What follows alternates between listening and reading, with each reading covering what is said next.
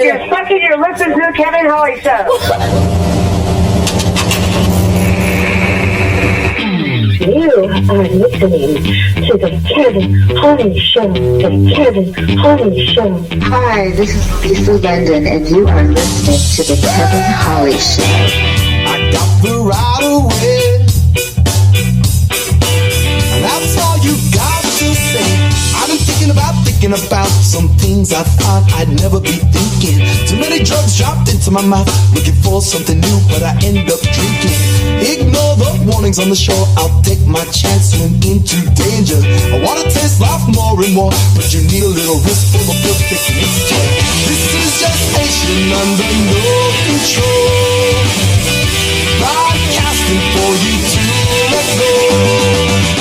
This is your station under no control. Get up, get up, get up, get up, get up, enjoy the show. Hey! I got the right away. This radio person is the whole problem. Are we going to allow this guy to be heard by anyone who can turn a dial? He's got a pirate radio station. Nobody knows who he is. You out there? You listening? It'll knock your socks off. It'll make your head spin real bad. Get wrecked in your face. Oh, hello, everybody. Welcome to the Kevin Holly Show. I am your glorious host, Kevin A. Holly, and I did not take a nervous poop tonight. That's 3 weeks in a row. 5 if you count the holidays. I probably took a nervous poop during the holidays, but anyway. Welcome to the show, everybody. 727-550-7886. Call on the show. Join us in the chat room. We're live. It is Wednesday night. Go to kevinhollyshow.com or Spreaker.com/The Kevin Holly Show and join us in the chat room. We will interact with you. You can play games with us. And when I say us, I'm not talking about me and Mosh and I, because Mosh isn't here. But I do have somebody who's staring gazingly into my eyes like a meat gazer. It's not Jaybird. Stand down, Deyo, everybody. Oh my god! Oh my god! I'm the poop that he took nervously during the holidays. It's back. Thank you for having me. It's poop revenge. What's up, man? I appreciate you letting me drive 45 minutes to be here. I appreciate you coming, man. I've never heard that before. I'd appreciate it if you made me. Bro, it's not that kind of show, man. It's not? Oh, no. I forgot. Actually, tonight, it might be. Listen, I've already seen your girlfriend freaking up here. Where? Or on your screen, I love you and the dog and your socks and. No, that was sex. She loves sex? Yeah. Goddamn autocorrect. Put your glasses on. I got glasses now. She loves my sex. Pay good money for them motherfuckers. No, I appreciate it, man. It's been a while since I've done this. I appreciate it, bro. Are you kidding me? No, thank you for coming up here. I love having you up here. What kind of timing is that I decided to come here and Mosh isn't here? Well, he's not here because you were here. That's why. He's like, Stan's going to be here? F this. And he can't keep up with this. He can't touch it. He can't even see this. Shit. Yeah. I don't want to battle rap that motherfucker. That's what he was like. I can't do it. I can't spit like he does. Yeah. Oh, no, man. Mosh has been overworked, and he got a new job, and then I guess he decided to quit, and he was like planning on not coming before I even told him that you were coming. I know it wasn't because of me. That's usually when people show up. Fuck you. Yeah, that's what I'm thinking. But here's the thing is, it's pretty shocking to me that Mosh quit something.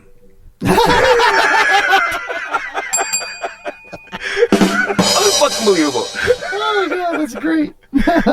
I'm actually very proud of him, man. Yeah, no, Mosh is, he's turned corners, and, there's something to be said about somebody that can take self-improvement and harness it. You know what I mean? And continue to walk with it. And he's cool. He's thanking all of his friends for all the support and stuff like that, dude. He's been doing great. So there's something to say about anyone that improves, period.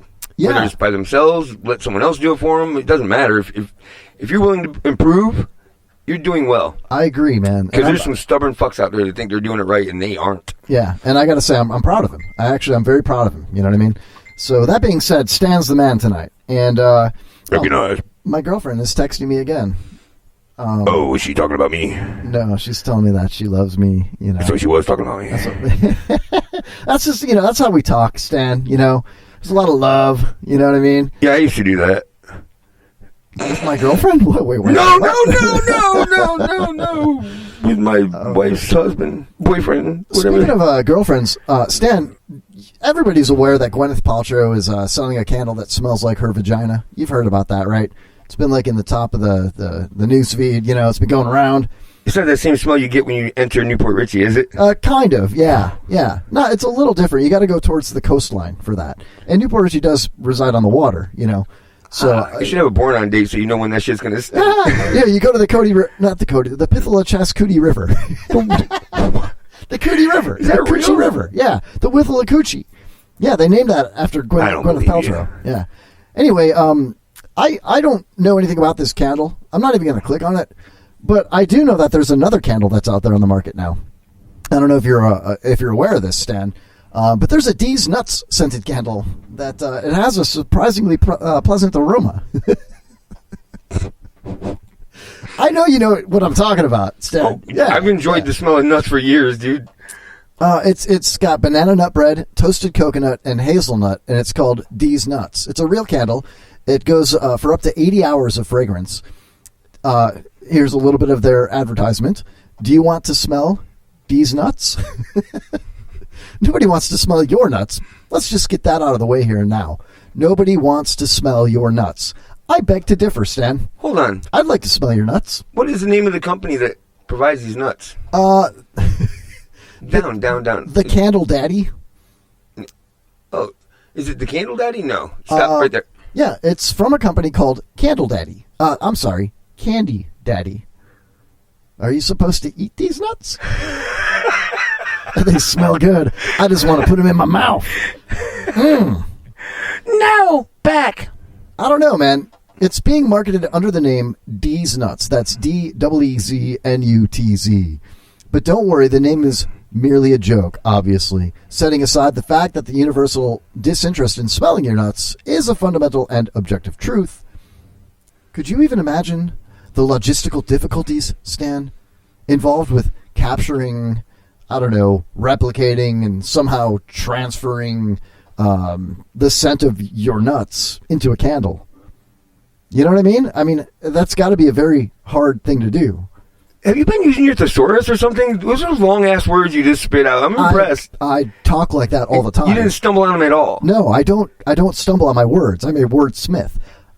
Are you? I learned so you fix words. I learned. I make words. Right. Yeah, you want me to make one up now? I want you to make something. Oh, jeez. I learned it from watching Mosh. You know what do you mean? mean? Well, he's a wordsmith, you know, but all of his stuff rhymes. I'm not very good at rhyming things. I mean, maybe I'm fairly good at rhyming things. I've heard your parodies. Yeah, my parodies are awesome, dude. Like, for example... Since you brought it up... This podcast coming straight from the underground. A young nigga got a bags on my brown. And all the other colors, so my colors think they have the authority to talk for the majority. Fuck that shit, cause I ain't the one for a homeless motherfucker with a mic and some puns to be beaten on. He's really pale, he can go blow Joe in the middle of a sale. Fucking with me, cause I'm a broadcaster with the gold microphone. I don't know. Cracker rap. I swear to God with that cracker rap bullshit. Yeah, so I guess I can rhyme. You know, I can rhyme. I'm down. Cool. But we'll get into that later. We've got a lot in store tonight. Stan, we do? You're going. Hold on, you have content? I have a ton of content. You prepped. You are going to be a guinea pig tonight. I am? Oh, yeah. My guinea pig. Oh, my God. Yeah. Do I get a habit trail? Oh, a human habit trail. Oh, my God. I know, right? Where's Alexandra? Where are you? Whoa. What? I'm dropping names. I need toys. It's cool. What? Oh, I don't know. No. I just want to borrow hers. Well, I'm sitting right here. What's up, man? If you play your cards right. Had that. Shh. Jeez, man, there's certain things you just don't say on the radio, man. So I haven't listened to the show in a while. How's it been going? Nobody has. I haven't done a show. I don't know. I wasn't even here. No, it's been going very well. How's Mosh doing? How's Pops doing? No. How's Mosh doing? You're like Harry Carey. I'm trying to keep it relevant and alive. No, Mosh is doing great, man. I told you. We just talked about Mosh. He started a job that he had like 6 years ago. No, here, I mean. Oh, here? I don't know. I wasn't On the even show. here. No, he's doing great, man. He absolutely awesome. And it's funny because you'll sometimes experience Mosh go into that mode that we were afraid that he would slip into, you know, where he's like,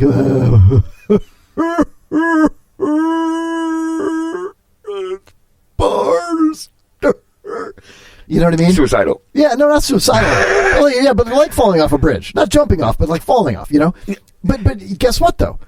Since he's sober, he comes right back from that, and it's epic, and I'm loving it. You know what I mean? Oh, I do. It's really funny, yeah. Because a couple times I was here with him, like, he was sober. Huge difference. Mm-hmm. You can actually understand what he's saying. It's almost getting old talking about his sobriety. That's how long he's been sober now. It's been months. I didn't come to talk about his sobriety. Yeah, what do you want to talk about? I just want to talk about him until he starts bucking up again. Till he shows up tonight? Like saying Beetlejuice 3 times? Mosh. If that bitch ends up sitting on my shoulder in a minute. So what do you got in store for me? It would be more like the devil would have to say it, like something like that. Sorry, I do things to entertain myself. Have you ever moshed? Yeah, I actually I crowd surfed before. Have you ever crowd surfed? You crowd surfed? I did at a Weezer concert, and of all things, I lost my shoe. It came off my foot while I was crowd surfing. So you were like that drunk chick whose boyfriend just left her. You have one shoe walking home. Pretty much. Yeah. I cried. Barefoot, you saved that shoe for some fucking reason. I'm carrying this bitch home. No, that was at the Metro in Chicago, bro. The best venue I've ever been to. It's super old downtown. It's all like bricks and pillars and oh man, it's amazing, dude. I had a friend of mine just went to Chicago for a vacation. Yeah. He said it was awesome there. It is beautiful, bro. How long ago was this that you were there? Oh, well, that particular concert was like 96, 97, something like that. Were you there for the concert or were you there hanging out and ended up going to the concert? No, we went specifically to see Weezer. Are you serious? Yeah, it was the Ritalin Kids. No. That was the name of your group? group? Take that back. It was, no. That was the field trip we went on. No. It was, now I can't remember who opened for, man. Give me a minute, I'll think of it. But Can it was you imagine cool. a bus full of kids that need Ritalin? You know what? It may have been the Ritalin Kids that opened for them. Oh, most buses nowadays have Ritalin Kids. You know what I mean? That's just because their parents are lazy. Yeah, and I sometimes will stumble over my words and I'll say, "Let's get rid of them kids," you know. And then in front of the kids? Yeah, all of them. I've talked to your daughter, dude. She doesn't give a. She knows better. Oh man, I got 2 of them. You have no idea. No, I've only talked to one though. I know, right? Because I won't let the other one within 500 feet of you. Well, either with law. Yeah. I gotta have a sign in my front yard. Fuck you. So where are you living now? Like what part of town? Good. Tampa? Yeah, Tampa. Nice. I'm not leaving Tampa. It's central. It's too central location, bro. Like I can get to St. Pete in 20 minutes. I can get to Tampa in a minute. Get to Newport Richie in 45. Yeah. But it's worth it. Oh, this is worth the drive. Thanks, It's man. about the only thing I would drive 45 minutes for. You like the studio? It's like a clubhouse. I do like the studio. Good. I don't like it as much as mine. Cool. Your studio apartment in Tampa? Yeah, I wish it was a studio apartment. You mean my getaway from a bitch trailer? Oh, wow. Is it a trailer? Yeah. Oh, dude, is it a I have a double roommate, wide? though. Double wide, single wide? Oh, it's a trailer. I don't fucking know. Is it real, like... I don't spend a lot of time in it, and when I am, I'm on the computer and then go to bed. Your mom doesn't count as a roommate, just so you know. That's 2 times I moved out of to get in. Oh, it's my mom. My bad. Actually, it's my ex-wife. Really? Your roommate is your ex-wife? She's out with her boyfriend right now. Get out of here with that nonsense. Are you kidding me? Mm-mm. You guys should adopt a kid. We did her boyfriend. You guys should live in Pasco, bro. Get out of Tampa. Come to Newport Richie. You're perfect, man. Dude, we're trying to bring down property value every chance we get. There's a neighborhood called Moon Lake. You'd fit right in. Moon Lake? Yeah, right over here. Right over there. What's so special about it? What's the characteristic of Moon Lake? The annual KKK meetings. Those are fantastic. I'm just kidding. I don't know anything about Moon I Lake. gotta be prejudiced because I love my ex-wife? Listen, no, I'm just an idiot. Moon Lake had a bad rap back when I was in like high school, right? But since over the last 47 years since high school, it has really developed. Not really developed, but the neighborhoods around it have, and the front of Moon Lake has gotten nicer. then when you get towards the lake, those homes have already they've always been beautiful. And I believe that when you go back further into the neighborhood, it turns into dirt roads. I haven't gone down those dirt roads in decades, bro. And there's nothing but like single wide trailers that are, but like I said, it's been decades. Do your Facebook Live back down there. I don't know if that's safe, but it might be fine now. It may have really changed. We'll take Johnny with with us. us. Johnny knows Kung Fu or whatever the fuck that is. Yeah, oh yeah. You know the difference between karate and judo, don't you? Go ahead, Kevin. Okay. One's for self-defense, and the other's for making bagels. Thank you. Which one makes bagels? I'll let myself out. Judo. Judo. Jew. Yeah, judo. Oh. So check this out, dude. I thought it was matzo ball soup. Yeah, real fast. Look at my my haircut, okay? Okay. I had them shave the sides and the back, but leave the top long, right? Okay. So I can slick it back, whatever. Because that's what all the cool kids are doing nowadays, Okay. right? So the lady's like, sideburns. Do you want them or do you want me to, straighten them out? And I said, straighten them out, please. And she took the clippers, put them right up to my sideburns, and started to just, straighten them out and shave them out, Okay. And as she applied the clippers to my sideburn, the right side, the first one, I was like, not too high. And she's like, Wah! She was like, what? Yeah, and so she cut my sideburn like above my ear, okay? So I had this bald white part, that it was like blinding, So she had to do the other side to match it, So, and it was so high up that when I put my thickest glasses on like these, you still can see the bald spot, you know what I mean? Yeah. Because it's never tanned, because it's never been cut up that high, So I took a picture. I was embarrassed, and I sent it to my girlfriend, and I was like, check out how high up she did my sideburns. And that's going to suck for about a week, Right. And my girlfriend replies with, she made you look like Hitler. She gave you Hitler sideburns, right? And I looked So in the did you mirror. hit Hitler? No, I would never hit a girl. Oh. I hit that, though. So check it out, dude. I was like, I looked at my selfie that I sent her, and because I had just left the thing. salon, if you will, it's great, and they do clips there. It's called Great Clips. It's in the fucking name, dude. So I took the picture. It's better than the Great Value haircut I got before that, dude. We call that Fantastic Sam, sir. No, Walmart. Yeah, it's a great value. They do haircuts? You didn't know that? Like in the checkout? No. While you're scanning your groceries, they just snip your hair? Yeah, well, that would be cool, too. But you got to do it yourself because it's got the kiosks now. So you give yourself a haircut. Oh, so it's like when you test your blood pressure, same idea. You just go in there.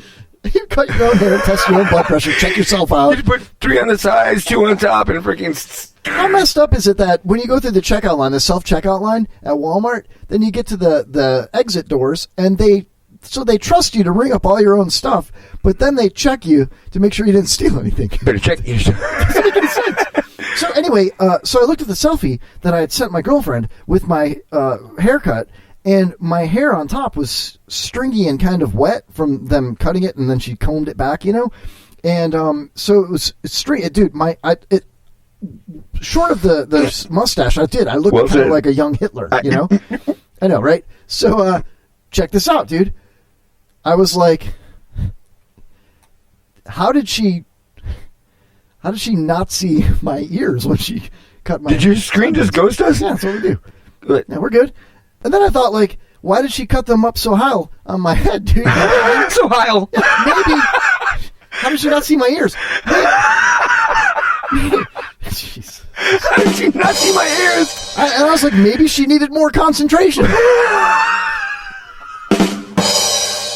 You know what I mean? And now look at like me, a man. Camp? Stop looking at it. Stop looking at it. So is that what you think I'm doing? I didn't even notice your goddamn haircut. Why do you think I'm divorced? Because I never noticed shit like that. Yeah, well... I mean... Why wouldn't you notice another dude's I've been going to the same place to get my haircut over and over, and it's the same thing. Same haircut. U.S. Lawns. Listen, bud, don't judge me. What? Will you go to the hair club for men? Oh, hell no. Cy Do I look like a fucking man to you? Cy Spermling, remember him? But I hate the small talk. Yeah? when you're getting your hair cut. Is that a short joke? Oh, okay. I always talk to the hairdresser about the small talk. I will ask them, like, you ever have any, crazy people sitting in the chair?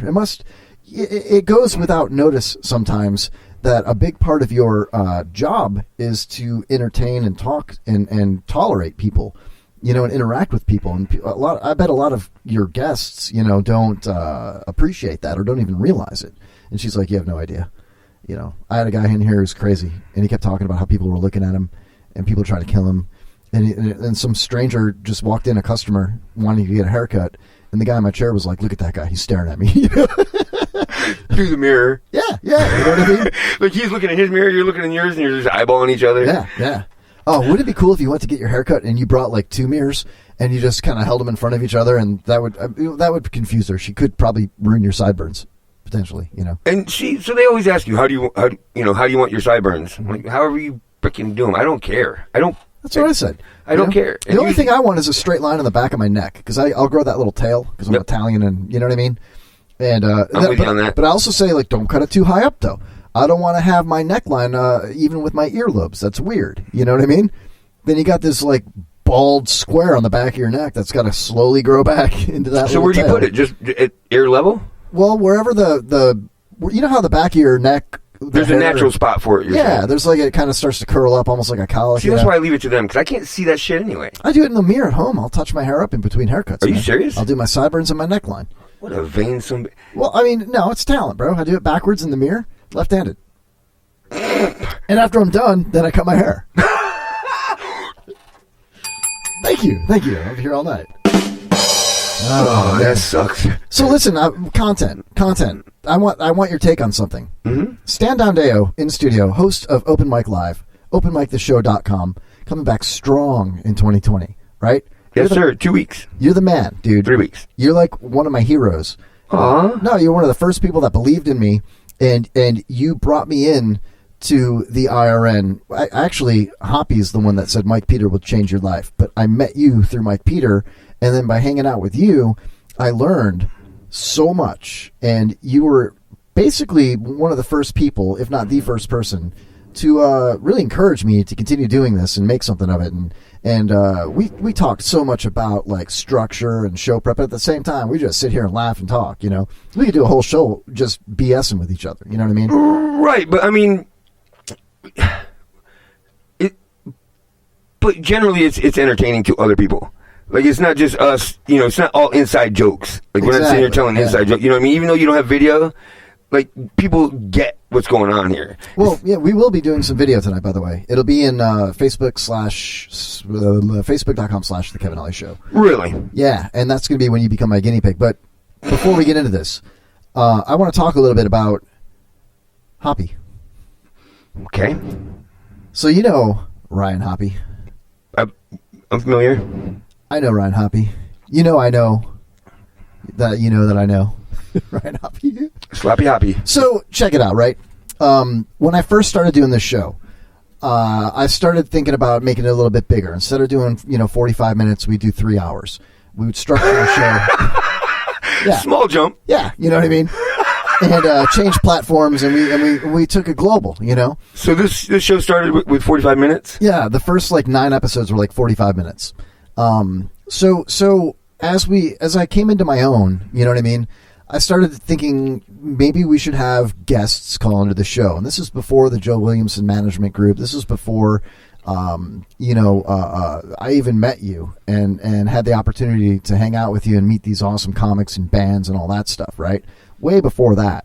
So I'm looking for guests that could call into the show, and I'm fresh new at this, man. I'm like in the movie Waiting, when you're like, it's your first day and somebody fucking pulls out their junk and goats you or bat wings you, you know what I mean? I was ready for all that, dude, So I start asking around. I find an author on Twitter. I liked his book. I asked him if he'd call in. He did. Talked about his book. It was incredibly boring, right? Then I'm thinking, man, maybe I should try getting another radio guy to call in as a guest. And so I approached Hoppy. I thought, Ryan Hoppy's kind of low on the totem pole at that time at the radio station that he worked at. And I'd heard him on the air, on the morning show a couple times here and there. I knew Glick followed the show. He told me that he knew of Hoppy and Cat Named Mo from Cleveland, right? So it all kind of like started whirling around in my head. So I approached Hoppy and I asked him if he'd like to call in. He was like, "It'd be an honor, bro." Mm-hmm. It was a pretty good interview. It was cool. Next thing you know, Hoppy and I become friends. Fast forward over the course of about 2.5 years, Hoppy comes into the studio to sit in with me, right? Sits in with me a handful of times. We did like 2 or 3 episodes with Hoppy on the show. And he was like, "Bro, this studio's badass. Can I use it?" Because at the time, the radio station that he worked at didn't want him to use their production studios to record Hoppy Hour anymore because I guess he had left. By using means trash. Go ahead. Yeah, probably. I don't remember exactly the details, but yeah, they told him he can't. I think he stole somebody's headphones and forgot to replace them. The studio. Go ahead. Yeah. So anyway. That's not why we brought this up. I'm like, you could use my studio. It'd be cool. We can cross promote each other, and I'll load you up, and you can sign in on your own accounts and just use the studio. Bring guests if you want. So Hoppy did Hoppy Hour in this studio for like 6-7 months, something like that. Brought in some awesome guests: Steve Miller, Moonshine Miller, Dr. Sean Stringer. We had Titus, Chris Titus. Is that the comedian? So you talked about his show on your show and let him use your studio? Basically, right? And, Radio 101, bro. You can't do that. So out of nowhere, like a couple months ago, right? I'm just checking up on my Facebook and whatnot, and I see something about Hoppy on there, right? But it's not tagged any. I think it was Drew that had tagged Hoppy, but it didn't highlight for me. And I was like, why am I not seeing Hoppy's name be tagged? Did he block me or something? Are we not friends? Did he, what happened? So I clicked on his name and it didn't say friends or whatever. So I went on Twitter. No longer following me, and I was like, okay. This is after you used the studio? This is like 2 months ago. He hasn't been in the studio in like a year. Two months. Okay. Maybe a little less than a year. Oh, go ahead. So out of the blue, he blocks me. So I text his cell phone, and I'm like, "Dude, did you block me on social media? What happened? Did I do something? Did I piss you off? What's up, man? What's going on?" No reply. So I noticed that I still see his notifications on Snapchat, right? So, and dude, mind you, we weren't just like borrowing the studio. We were friends. He came over to my house for Thanksgiving, I know. So, I look on Snapchat, so I message him through Snapchat. I'm like, "Bro, why'd you block me?" No reply, right?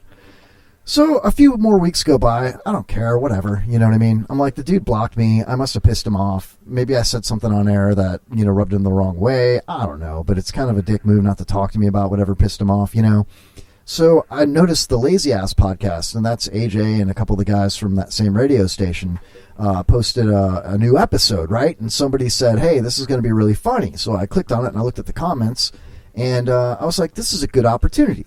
So I said, "Hey, anybody," and there's only a few people commenting, Dizzy, a couple of guys, So I was like, "Hey, anybody know why Hoppy blocked me on social media without any explanation?" And Pugliese, that guy, you know what I'm talking about? He's like, "I got you, hold on." And it was a screenshot because I can't see Hoppy's replies and he can't see mine, I guess. Understood. So I saved them. There's 2 screenshots. I'll read them to you. I got them right here. The first one says, "Show him this screenshot. Move on, Kevin. You always had to reschedule when I wanted to record my show. And when I was there, you would interject with dad jokes that ruined the flow." Then another comment underneath that said... Adorable, you thought his show had flow. The last comment says, "Yes, I don't live in the past. We weren't that good together, and I didn't appreciate the ball busting on my own show. That's all I got to say. Hope the family's well." And he spelled families wrong. So, let's recap this, okay? He was mad that I always had to reschedule him, okay? It wasn't I always had to reschedule him. He came here every Tuesday, religiously. After he got permission to start using the studios down there again, he stopped coming here. You know what I mean? Better quality studio down there. So the few times he would ask me to come down here or come up here, to hang out wherever, I was like, yeah, let me just, it's kind of busy. It's summertime. I got my kids a lot. There's no school. We'll have to figure it out, And then like that. But get this, dude. The same time that he blocked me was the same time that John Senning tore his ACL and was out for like 3 weeks, and a couple of people that we both know reached out and said, "Hey, Kevin would be a great fit down there. Maybe you should have him in the show, whatever." So I'm wondering if maybe he felt threatened, like his opportunity was threatened. Because it doesn't make any sense to me, Stan, that I would get blocked for interjecting a dad joke on a show that happened 2 years ago. You know what I mean? It's like if you're mad about me interrupting you during Happy Hour 2 years ago, which barely ever happened. Usually I sat on the bench while he had his guests. The greatest thing that happens on the Happy Hour is it gets interrupted. That's what I'm saying. And busting his balls. I mean, everybody busted his balls, you know? I remember Trey going, hey, bro, hey, girl, check out my HPV. Take a look at it, you know? Stuff like that, you know what I mean? Anyway, dude. Hold on. To me, it's just ridiculous, so, dude. Somehow, hey, bro, turned into hey, Google. And it says, check out my HPV. I did too, dude. Let me try it again. Hey, bro. Let's see if it does it. Hey, bro. That's not doing it. No. That's funny, though. So now I know why why he says I got blocked or whatever. And I'm like, dude, it's not like I'm heartbroken, but be a man. If you have an issue, if I had an issue with a buddy, even if I didn't know him for a year or two, you know what I mean? I would be like, hey, dude, listen, you know, you made an off, you know, colored joke or something. And I didn't appreciate it. Please refrain from doing that next time you're on Happy Hour. And I'd be like, dude, my bad. Sorry. You know what I mean? But no, I understand. These are the moments I wait for. when I try to tell someone actually comes back around and you know, because you don't go around and tell people I told you so. And you don't go around, you know, you can't change someone's mind. Yeah. On certain things, you know what I mean? Especially relationships, friendships, stuff like that. Like, we weren't that good together, bro. What is that, dude? What, were we dating? That's what I'm saying, right? I want my ring back. Fuck you. What the? Right. Well, come pick up your fucking mess and then stop breaking my shit and we'll talk. But, I mean... I always give him a break, though. I was always like, well, you know what, though? He's young and he's awkward. He's tall. He probably got made fun of most of his life for being so tall and goofy or whatever. So I'm like, you know, he'll come into his own. So he left a mess. So he doesn't say thank you. So he drinks all the beer and eats all the food. He's a big dude. I should have had more beer. He's broke. He doesn't make a lot of money. I was always very accommodating and nice and cool. It's not like I rented him the studio. I made time on my night off on Tuesday nights when I don't have to work and I don't have my children. I could be doing anything I want. Instead, I chose to come up here and let him in the studio to do his show. You know what I mean? I understand completely. It was kind of a win-win, too, because I got to meet cool people like Sean Stringer. You know? Understood, right. But at the same time, it's like, what, I had to reschedule a Tuesday. Are you serious, dude? That's why we're not friends anymore? Because I couldn't accommodate you for free? That's just, I don't know. When it comes to this, threatened is in his nature. Like, the time that I was under my own name and texted or messaged into the show under my name. And you read my message, my comment, with my name. Not the show name or anything else. Me. And then he came out and goes, hey man, Radio 101, you don't talk about other shows on your show. I'm like, he didn't even mention my show. And if I did, it's because I like your show. And guess what? It's my show, and I'll talk about whatever the hell I want. But I'm saying, you know, I mean, that's, you know, but that's where he's at. That's his mindset. And as far as like you busting his balls on his show, like you said, his balls have been busted so much and so often with people at a higher level. And mine were kind. Mine came from a good place. And it was a couple of times was it, man. You know? Right. He feels that at this level, he's the next step from us, you know, in his brain. Yeah. So they're disrespecting him constantly. He feels like this is the only spot he should be able to be respected, you know. And no, dude, you're still Ryan fucking Hoppy. I mean, that hasn't changed. Listen, when I first wanted him to come in our show, because I met him at the Side Splitters. Okay. When we first started this, I first started, you know, kind of getting out there and bringing comedians in and stuff like that. I met him there. I was like, hey, man, he was already on the air talking on, you know what I mean? Yeah. I'm like, hey, talk to him for a minute. Be interested? Sure. Brought him in. Mike was not big on this idea. Well, Mike's not big on anything, really. I know, but like he had a bad taste in his mouth with Ryan Hoppy. Well, most people do. Dude, I don't know. Let's just, whatever, bro. You know what I mean? Play the numbers game. He came in, was a great guest. Awesome. Mike's like, holy shit, he was fucking pretty goddamn cool. You know what I mean? I thought we were cool. I always liked him. You know what I mean? I'm not hurt. You know what I mean? Because I got thick skin, dude. You know what I mean? But it's kind of like, it's kind of disappointing, and it's like, I mean, it's not cool. It's a little bit of a slap in the face, bro. That's kind of what it is. It's kind of a kick in the dick, you know? I mean, we're not being dicks. You're not being a dick. No. This is the facts. Like, why give a fuck about being honest if he's not giving a fuck about being a douche. Yeah, and those are my words. Like, remember when I had a little issue with one of our buddies, and I was like, you know what, I overreacted. Be a fucking adult. Yeah, I was like, you're coming from a good place. You know, he still hasn't really talked to me much. You know what I mean? He hasn't talked to me. I haven't talked to him in a month. Okay, so he's probably busy. I won't take that. Maybe I should still try to repair that. But anyway, I straight up just was like, look, dude, I think I overreacted. This is another friend. I'm not going to name his name, but you know what I'm saying. Yeah. And he was like, the first thing he responded to was, dude, I totally got you. Thanks for being a man and voicing it. That explains a lot. I understand where you were coming from now. And it's not like that, and here's why. And I was like, and I overreacted, and here's why. And we were like, we basically virtually hugged. You know what I mean? And I even told him, if I see you at Mike's party, I'm gonna come hug you, dude. So be ready. You know what I mean? and that's the thing is, like, we're human. We have misunderstandings. We have interactions that sometimes need to be discussed. And social media puts a mask on everything. Just there's fucking no voice discuss it, inflection dude. or anything. You know? Talk about it. Yeah. Like, don't tell that guy about it. Tell me about it. Yeah. If your problem is with me, I don't have a problem with you having a problem. But why block somebody without explanation, you know? Because you're Ryan fucking Hoppy. Yeah, if I'm putting you on Block Mountain, I'm going to say, like, you're going to Block Mountain, bitch! You know? And here's why! Give him the opportunity. Like, even if I was going to block him and not want to be his friend anymore, which I think I would probably be more justified, you know what I mean? I would still be like, look, dude, you know, I don't know what the hell's going on, but what the fuck? You know what I mean? And then I would give him the opportunity to retort, and then we could talk it out. He's already done that. Yeah, well, you know. Anyway, so that being said, we have talked about this over a few episodes over the last few months, you know, because people ask me, like, where's Hoppy? You know, he's still hanging out with Hoppy, still doing Hoppy Hour, blah, blah, blah. You know what I mean? So that being said, I had him removed from IRN. I got to move on, you know? Yeah, I know. He big-timed Mike Peter. You don't big-time the program manager. You don't big-time the owner of the network. I literally told Mike Peter, either Hoppy goes or I'm fucking done with IRN. Wow. It's a terrible show. Ultimatum. You're bringing your network down with that shit. You need to have more, you know, have a little more pride. You know, I got to tell you this though, Stan.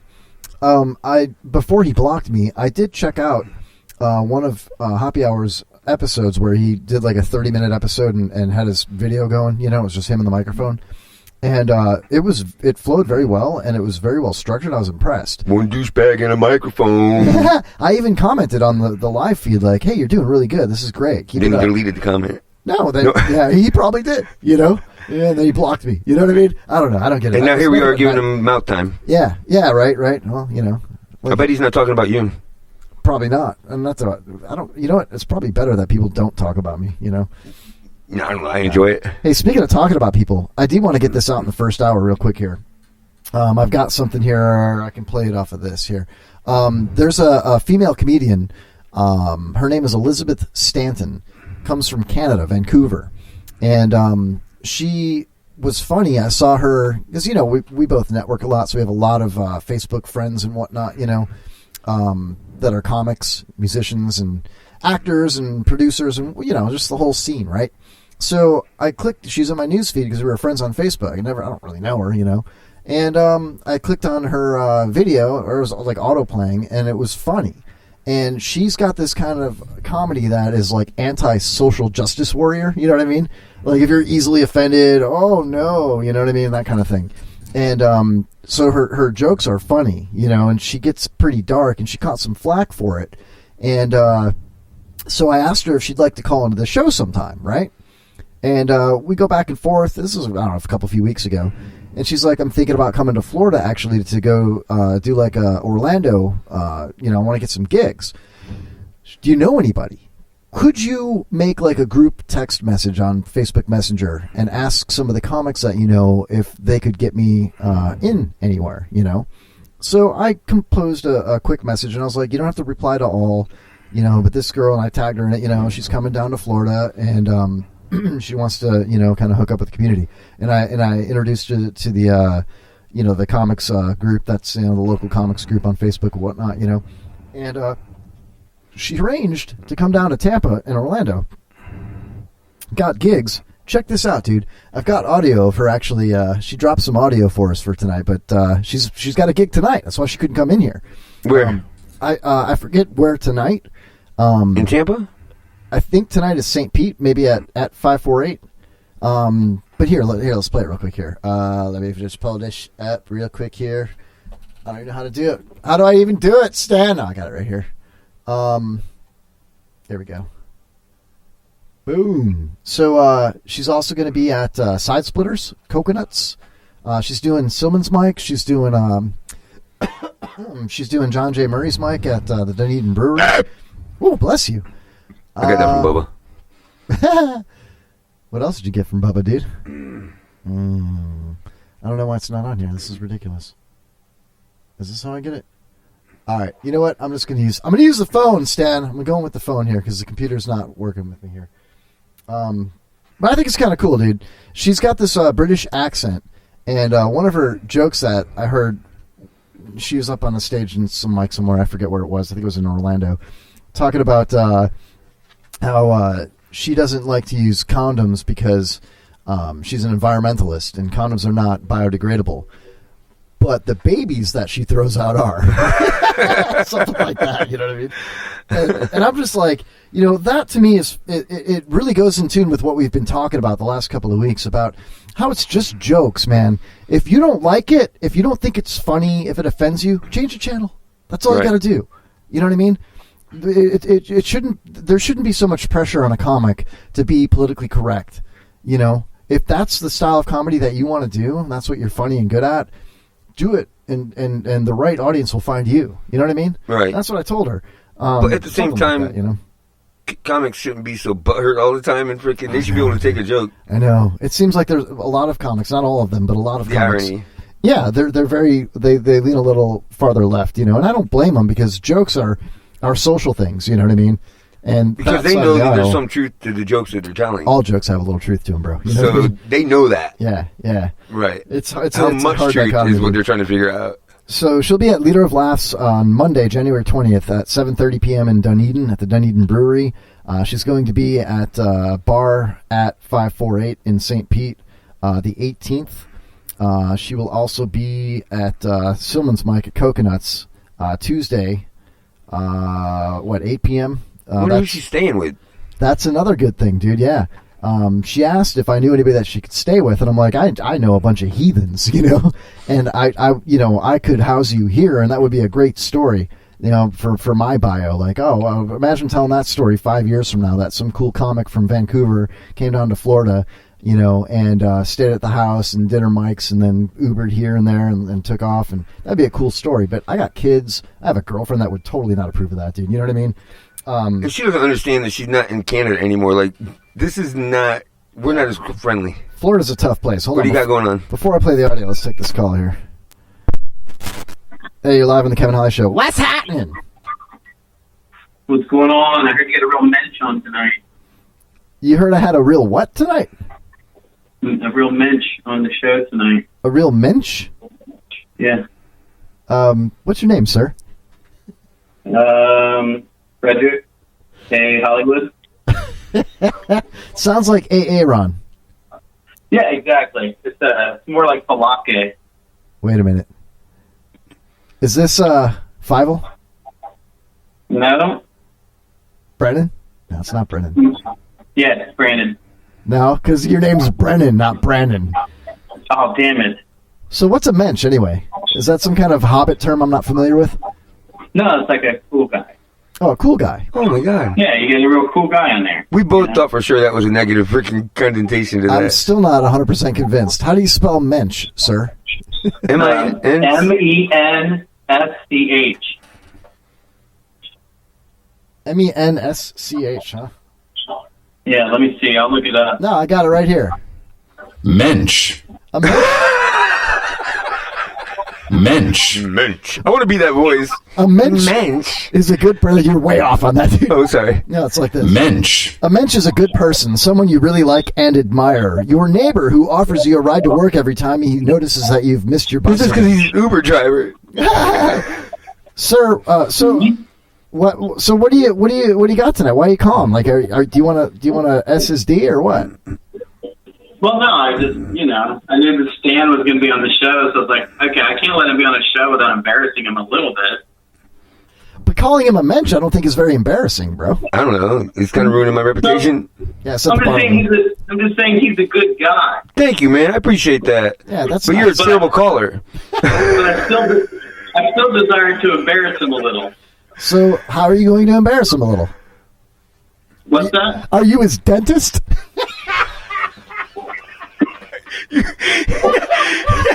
You should have finished school. Oh, how are you going to embarrass him, sir?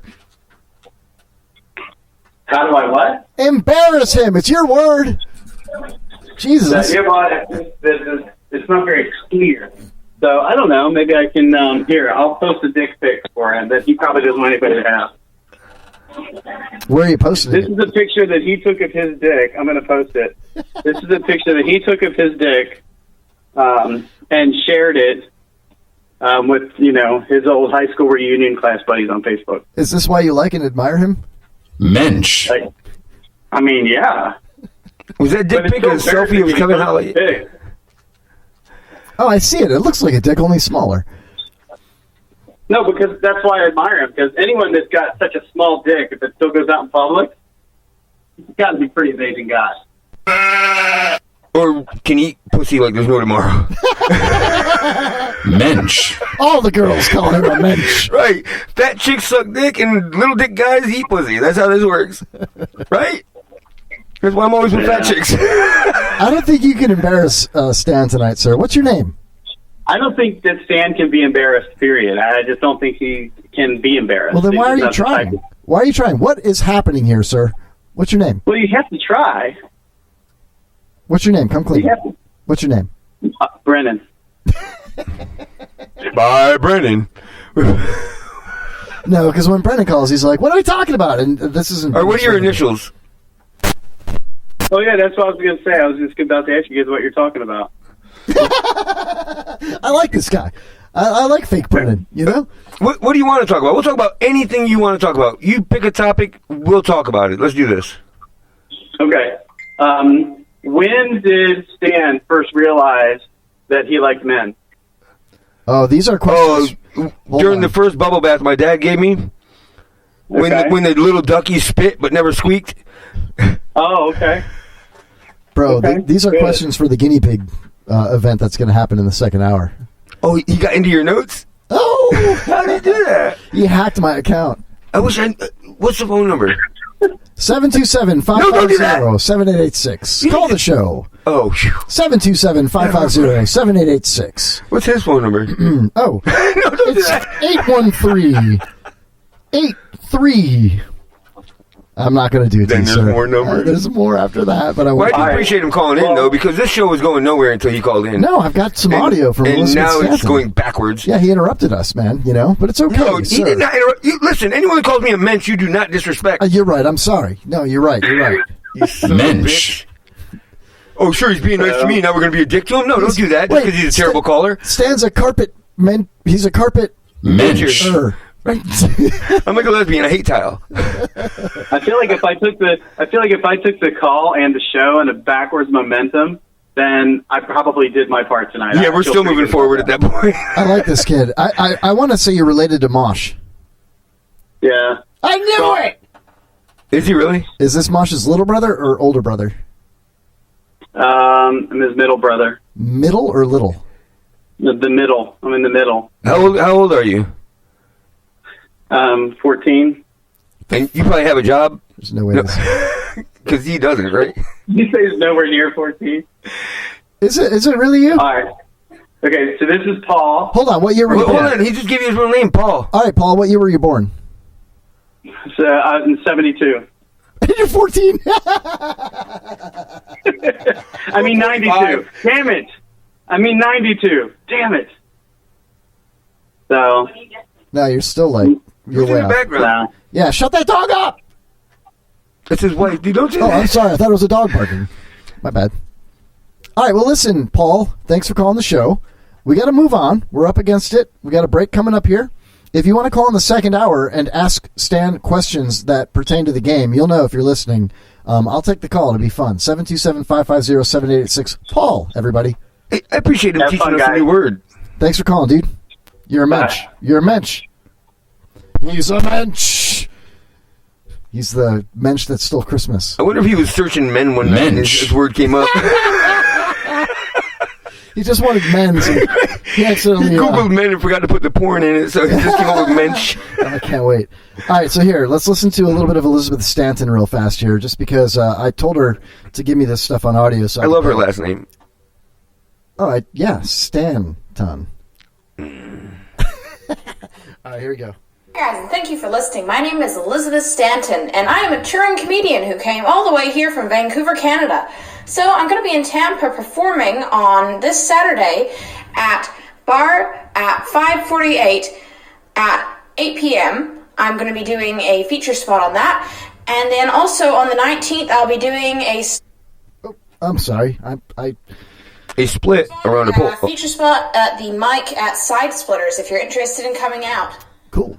On Monday, January 20th, I will also be the feature spot at Dunedin Brewery for Liter of Laughs. It's going to be a really great... It's Liter. Comedy mic. And Liter of cola. You don't judge their... Feel free to come out and support. It's going to be a great show. There you go. Hold on. Tuesday, January 21st at 8:30 p.m. I will also be at the mic as a feature sit on the open mic at Side Splitters Comedy Club. So feel free to come out. It's going to be a really good show over there. Oh, I should have edited that. A litter of laughs, the funniest kittens around.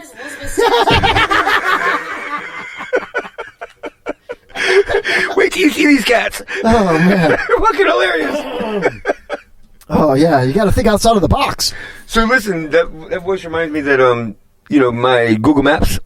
Yeah. I just changed it to the European one, and I love listening to the voice, but they call the highway the slick road. Make that right onto the slick road. I just sound like an Irishman for some fucking reason, but you know what I'm saying. Yeah. Do a European. Hello, blokes. No, wait, that's Australian. My bad. It's close, though. Hello, governor. Make your turn on the slick road, and hopefully you won't crash, you bloody wanker. You wanker? Is that pretty good? They have the greatest terms, dude, over there. I swear to God. And they are not afraid to say cunt. I can tell you that right now. Oh, that's Australia, yeah. That's the whole area over there. Well, that's not really the whole area over there because Australia is wicked far away from Europe. Understood. Yeah. But cunt is... Do you know what you're talking about? Wanker. Oh, whoa. I'll wank that bitch. You wanker. You brought her. Oh, Elizabeth Stanton's on the phone. Hold on. Let's get a word from her. Wanker. Oh, thank you. No, she's cool, man. She's totally cool. I wish her the best of luck. She's a good sport. You know what she told me? I kind of want to read this on the air because it was really nice. Check it out, dude. Blah, blah, blah. Wait, that's housekeeping. An onanist. All right, Marilyn's home. Cool. All right, here. Check this out, Stan. This is something that's nice to hear from, especially from somebody that's... Doesn't know you. Yeah. She says, here we go. Blah, blah, blah. Man, I can't tell you how mental I must be. She's thinking that, like, she was going to, like, Universal. She goes, so I'm here bussing to different mics and making friends with comics. I would never have hit Tampa, but I thought, hey, I can do a podcast and get the story out on touring and BS cancel culture and try to do gigs out here. I'll have a hell of a bio one day. You got me out here, so we'll do an interview during the day. This is the only time I've ever been convinced to go across a state to do gigs because a podcaster pushed me. Is that cool, dude? I'm like, I don't know her from Adam, you know what I'm saying? And I was like, yeah, Tampa's really cool. If you're going to be in Orlando, go to this Facebook group. I'll make this text message and I sent it to like John and Johnny B. I think I sent it to Shannon Kelly and Donnie Stopa, and I think a couple other people. And she, messaged back and forth. She's staying at Jared Walker's house. How cool is that? My takeaway is you're pushy. Me? My pussy? Pushy. Pushy? Yeah, you pushed her. Well, you don't have all your teeth. So she in a wheelchair? Did you call me a pussy? Or spit out. 2 weeks, bitch. You say that shit in 2 weeks, I'm biting your ass, and it will not look like a pumpkin. Oh man. Oh, I can't wait for the bite marks. Yeah, and then the week after that, can I wear your dentures? If you get them, if you get dentures, can I wear them? Fuck yeah! Oh hell yeah!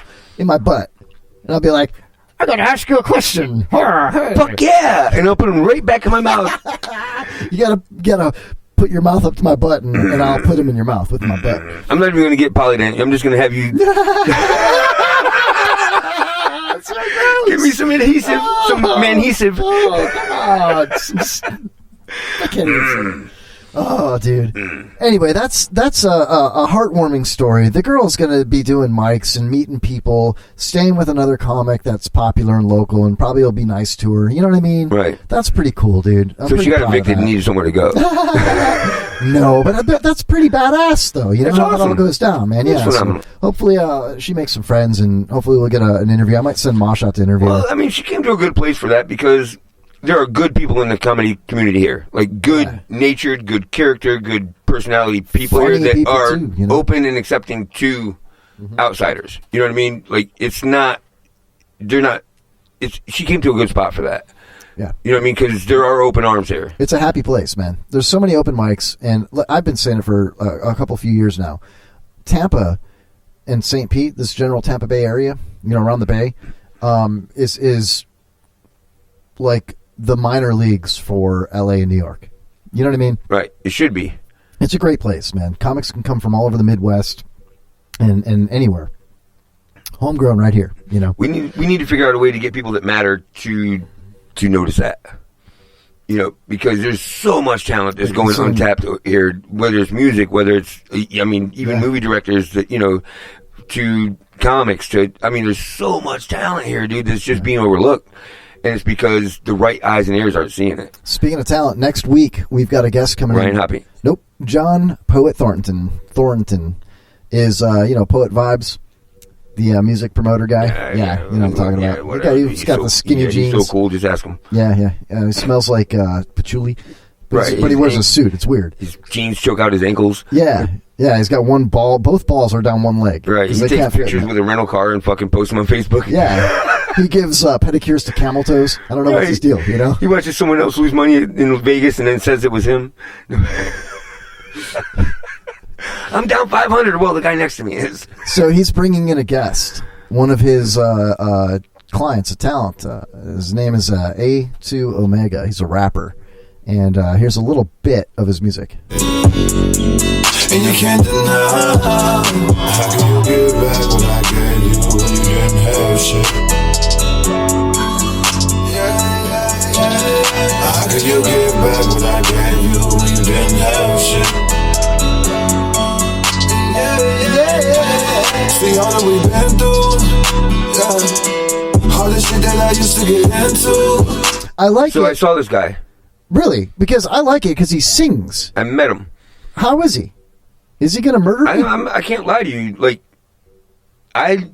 live, which is unusual with rap, but he's not really rap. Like you said, rap is tough to see live. Sometimes it's hit or miss, I was impressed. I see a lot of rappers out. I see a lot of singers, you know what I mean? And he was good. He has good character. He's a good person. I talked to him for a while, you know what I mean? And then Poe's like, can I bring him on the show? I'm like, yeah, we'll try Kevin Halley first.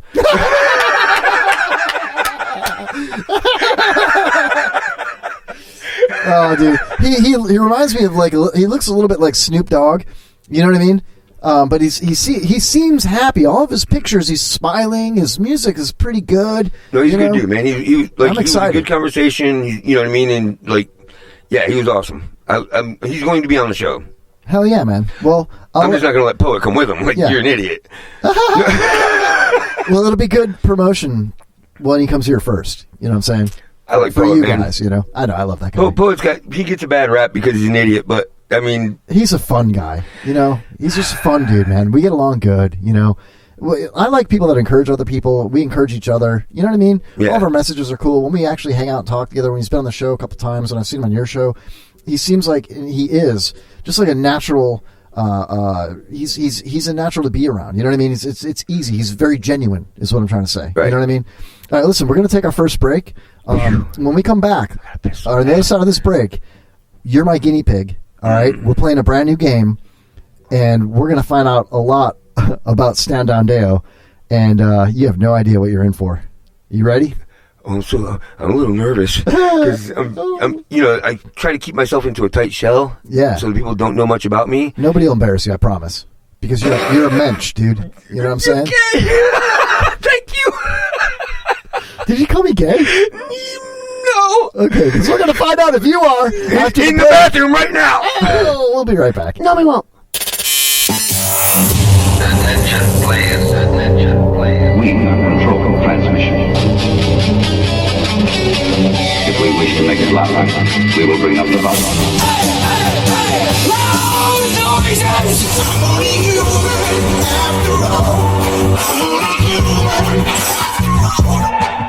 WBRFM wants to say thank you for the support that our listeners give our presenters. I just love the music. Like, great music.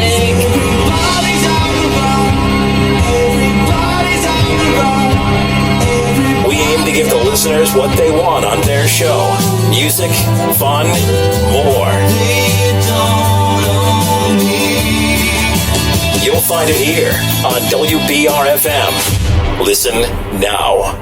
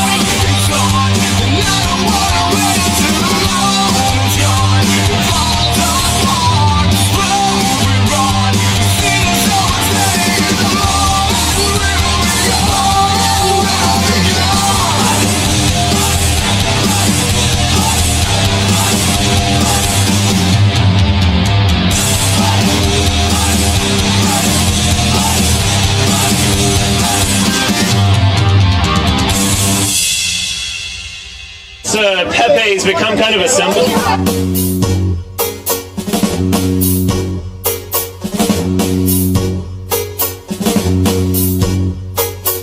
So you wanna be Antifa? We're taking down the West. Unless your mom finds your bandana, she'll never guess. Even though you're anti-fascist, can you act like a fascist if you need to? Ooh, that's bad. Never talk to the camera, there is nobody that you should ever speak to. And we're the anti-flag kid, cause you're gonna get hit.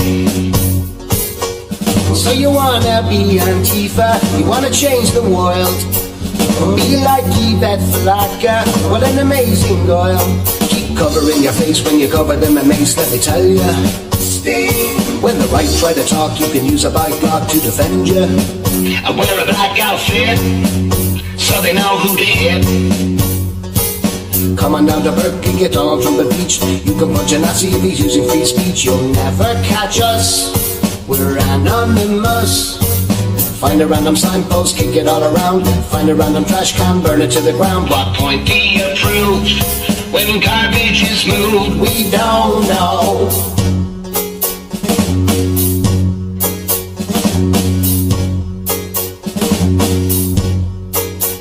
So you wanna be a commie for government, and you'd also like anarchy with no government. It's pretty much the same, no, it's definitely not a contradiction. Don't be questioning our logic, and I'm sure you'll make a great new addition. Cause you might as well quit if you question it. This is revolution, this isn't just a game. So wear your little outfit and use a fake name. Trust us, we're the left. We deserve respect. We hate all the racists, fascists on the right. Even though our members all happen to be white. That isn't the point. The point is that we are heroes.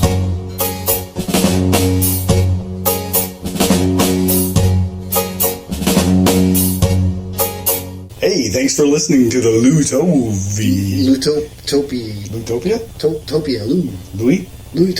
Toopy Show. Then listening to the Kevin Holly Show on the Internet Radio Network.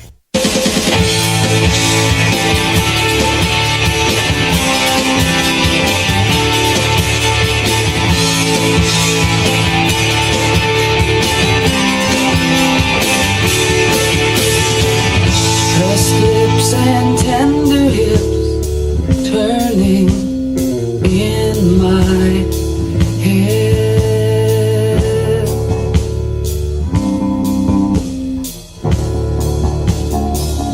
Writing poems in a corner booth that I'd die if she read.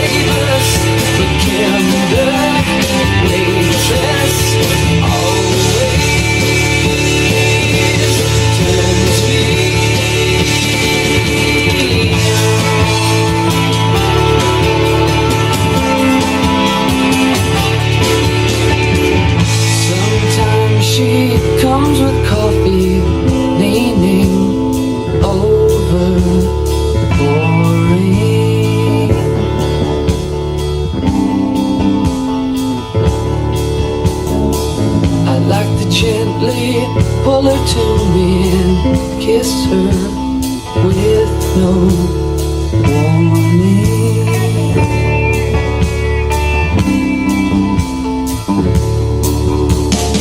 Sing her some sunny, somber Sunday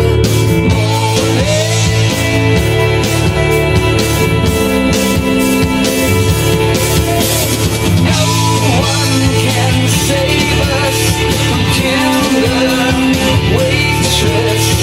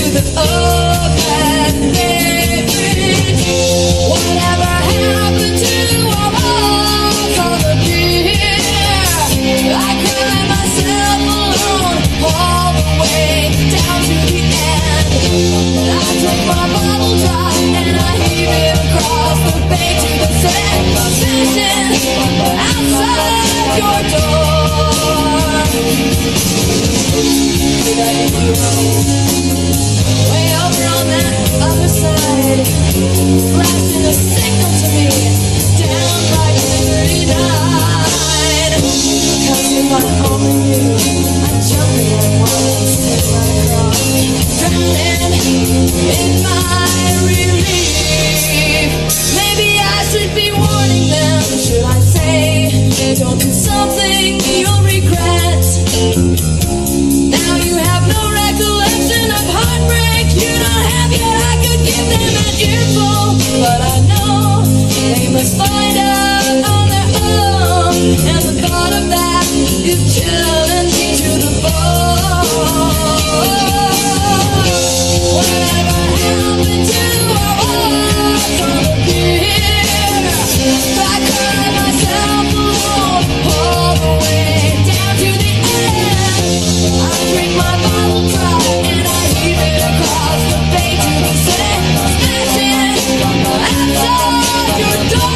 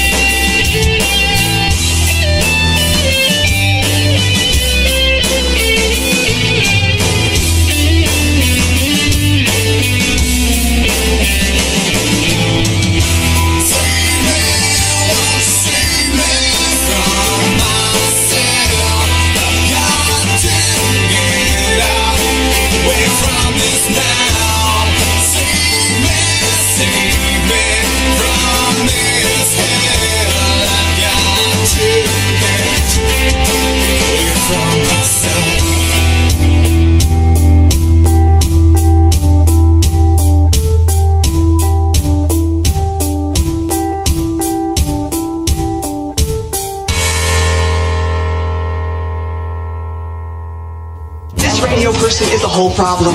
Are we going to allow this guy to be heard by anyone who can turn a dial? Got a pirate radio station. Nobody knows who he is. You out there? You listening? Hello, everybody. Welcome back to the Kevin Holly Show. It is me, your adult host, and Stand Down Deyo. Woo! A member of the Mensa Society. What is that? Mensa? Yeah. That is fantastic, bro. Fantastic. And it's going to be like that for this whole second segment, buddy. Oh, you guys are in for a treat. Park your butts. Boy, grab your seats and park your butts. Enjoy the rest of the Kevin Holly Show as Stand Down Deyo enjoys these nuts. What? That's right. That's how it's going to be. Pick up your butts. Oh, pick them up. Pick them up, man. Look out for the environment, bro. It's real. The environment's real. You know, these climate Nazis, man, oh my God. We all want a clean planet, Stan. You know what I mean? Come on. You know, I don't want to get into it. I don't even have a clean mouth. I don't give a fuck about a clean planet. So, hold on. What? From what I understand, or how I'm taking what you're saying, you're going to attack me this segment? No, I'm not going to attack you. I'm going to dive deep into You're going the to dissect? brain. No, I literally have something I built. I built it. And Steps so I can get to the top shelf? No. I built something, and it's... Are you being serious? Yeah, and you are going to test it out for the first time ever. Are you serious? Yes. You know, I have an electronics background. I have an engineering degree. A lot of people don't know that about me. I have an Associates of Applied Science in electronics. Yeah, you're not using some homemade fucking taser on me, dude. No, I have that, too. But no, I promise this will not tase you. This will not injure you at all. Is it like truth or dare? It'll hurt a little bit. It'll hurt your insides, but in a different way. Maybe. Are you going to embarrass me? I don't know. I'm going to try. We'll see. I mean, I don't want to try to embarrass you. I'm just going to get the truth out of you. Let's do this. Well, we'll do that after we do something else. And 2 weeks are going to get the tooth out of me. What? The tooth out of you. I can't wait. I actually got excited about this tonight because you called me out of the blue this morning or this afternoon. You were like, "I'll be there at 7:30." I'm like, "I don't remember inviting you," you know. And I was talking to the security guard outside of the dump tower, like 6:30 this evening. And I was like, hey, you know, just to let you know, I always do this every Wednesday, you know, so-and-so is going to be here. These are my guests tonight, you know. Tonight's going to be Stan, and he's going to be arriving right at like 8 o'clock. So if I'm upstairs, if you could just let him in. You remember Stan? And he's like, is that the black boy? And I go, no, that's Johnny Jones. He's the one that does the black boy. And I was like, you know, he's the one with no teeth. Well, one tooth. He's like, oh, I remember him. He spit all over me. No, so anyway, that being said, though, why did I even bring that up? You just wanted to be mean to me? No, I don't know. It doesn't matter. The fact of the matter is, it's time to play the pyramid game. Oh, yeah. Ladies and gentlemen. Oh,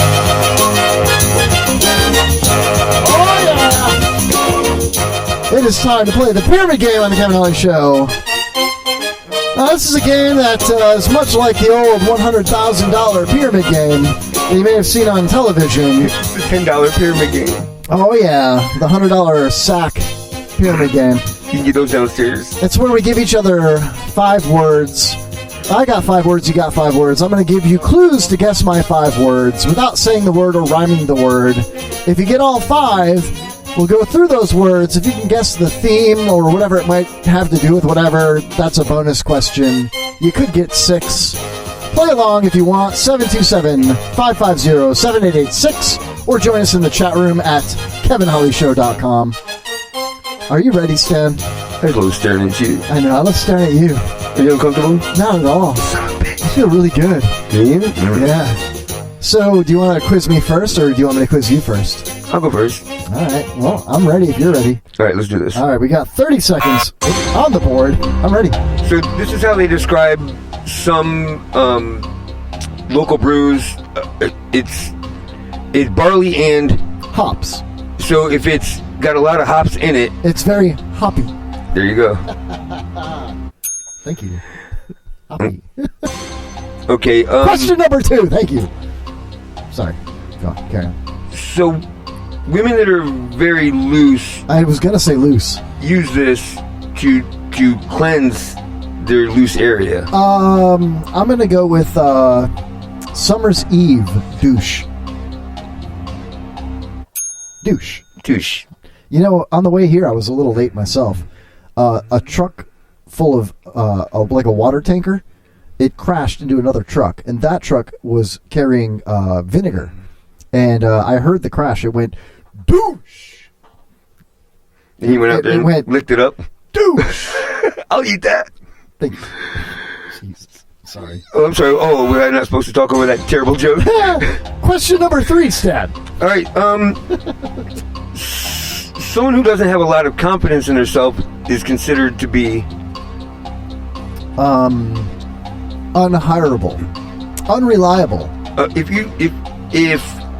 If you're always afraid that someone's after you, or if you're afraid someone's after your spouse, or insecure. Yes. Son of a bitch. Okay. So we got hoppy, douche, insecure. I'm ready. Okay. So if it's on Facebook, if you shut someone down from being able to see your feed or see their feed, they're doing what? Blocking. Okay, and if you're the person that did it, you would be considered a blocker. Got it. Would you call me blocker? All right. I'm J-Lo. I'm Jenny from the block. Sorry. I apologize. This could be a synonym for. I'm sorry. I didn't mean to interrupt you with a dad joke. My bad. Carry on. A bad please. dad joke. Great. Carry on. Sorry. You feckless bitch. You said sad joke? Did I interrupt you? My bad. Hold on, it's Kevin Holly Show. Just keep talking. Let's go just talk over each other. That's how we do this. It's fucking Kevin Holly Show. Hey, welcome to Kevin Holly Show. I got 16 comics in the fucking studio. Yeah. How's it going, Harry Arms?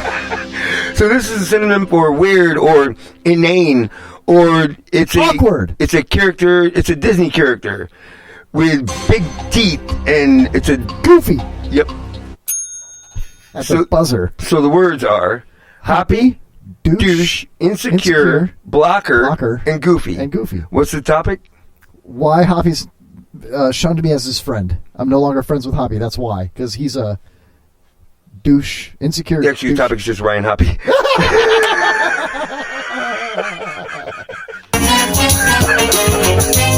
Simplified. I'll take 5 out of 6 on that one. 5 out of 6. Very well done. Well done, Stan. Good words. Good words. How's Hoppy doing? I'm gonna get blocked. You're gonna get awkward blocked. Awk blocked. I'm just gonna go into every friend he has freaking page. I don't even care. So, all right, I got 5 words for you, Stan. I love this part of the theme, man. Get down. Hear that bass guitar? That's Carson Schaller all day long. It's like a black 70s movie. Hell yeah. It's like Shaft. Yeah, check it out. Stop looking Is that one of the words? Yeah, no. Maybe. You'll find out right about now. I'll shine your shaft. Let's go. Oops. All right, here we go, Stan. Question number 1 for the pyramid game. Stand down, Deyo. It's a gland on a female. There's a song. Now, forget the song. We are all dolphins are just like humans. We are all mammals. Yeah. So it's that memory. Yeah. Memory glands. Memory is the correct word.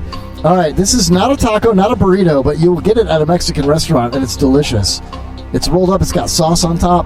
Maybe taquito. No. The old school. Forget the new Taco Bell words. Rhyme it. I can't rhyme it. It's illegal. Oh. I know what you're talking about with the red sauce on top. Yeah. Okay. Fritos. No. First letter. It's similar to the word that describes Donald Trump's place in Florida. Mar-a-Lago. It's kind of like that, but it doesn't rhyme with it. Come on, I'll give you a little extra time here. I know what it is, though. It's not a burrito. It's not a taco. It's similar. El Chorito. Oh, my God, you're so close. Enchilada. Yes! I'll give it to you. Enchilada. No, I'm not taking it, but... Why? I give you extra time. It's still fun. I will not be coddled. It's my show. I'll coddle you if I want to. Okay, true. Okay, cool. Next one. Third question. Here we go. So I'm up 3-0. Imus said this about the Rutgers basketball players. They were blank-headed hoes. Nappy. Yes! I had to give you that one easy because that's a tough one. All right. So you've got mammary, enchilada, and nappy. Question number 4. President Donald Trump was accused of doing this with Russia. Foreplay. Close. I know what you're saying. Okay. You mine this. Manners. No, mine like you dig for it. Oh. Gold. No, it's a fossil fuel. Coal. And so that's the first part of the word. The second part of the word is what? Coalition. Close. Colliding. No. Coexisting. He's accused of doing this with Russia. Russian blank. I'm sorry, Stan. It's been too long. Collusion. I was looking for collusion. It's okay, because you can still time me if you get the bonus. It's okay. It's okay. Don't cry, dude. It's cool. Here we go. I'm very insecure. All right. Last question.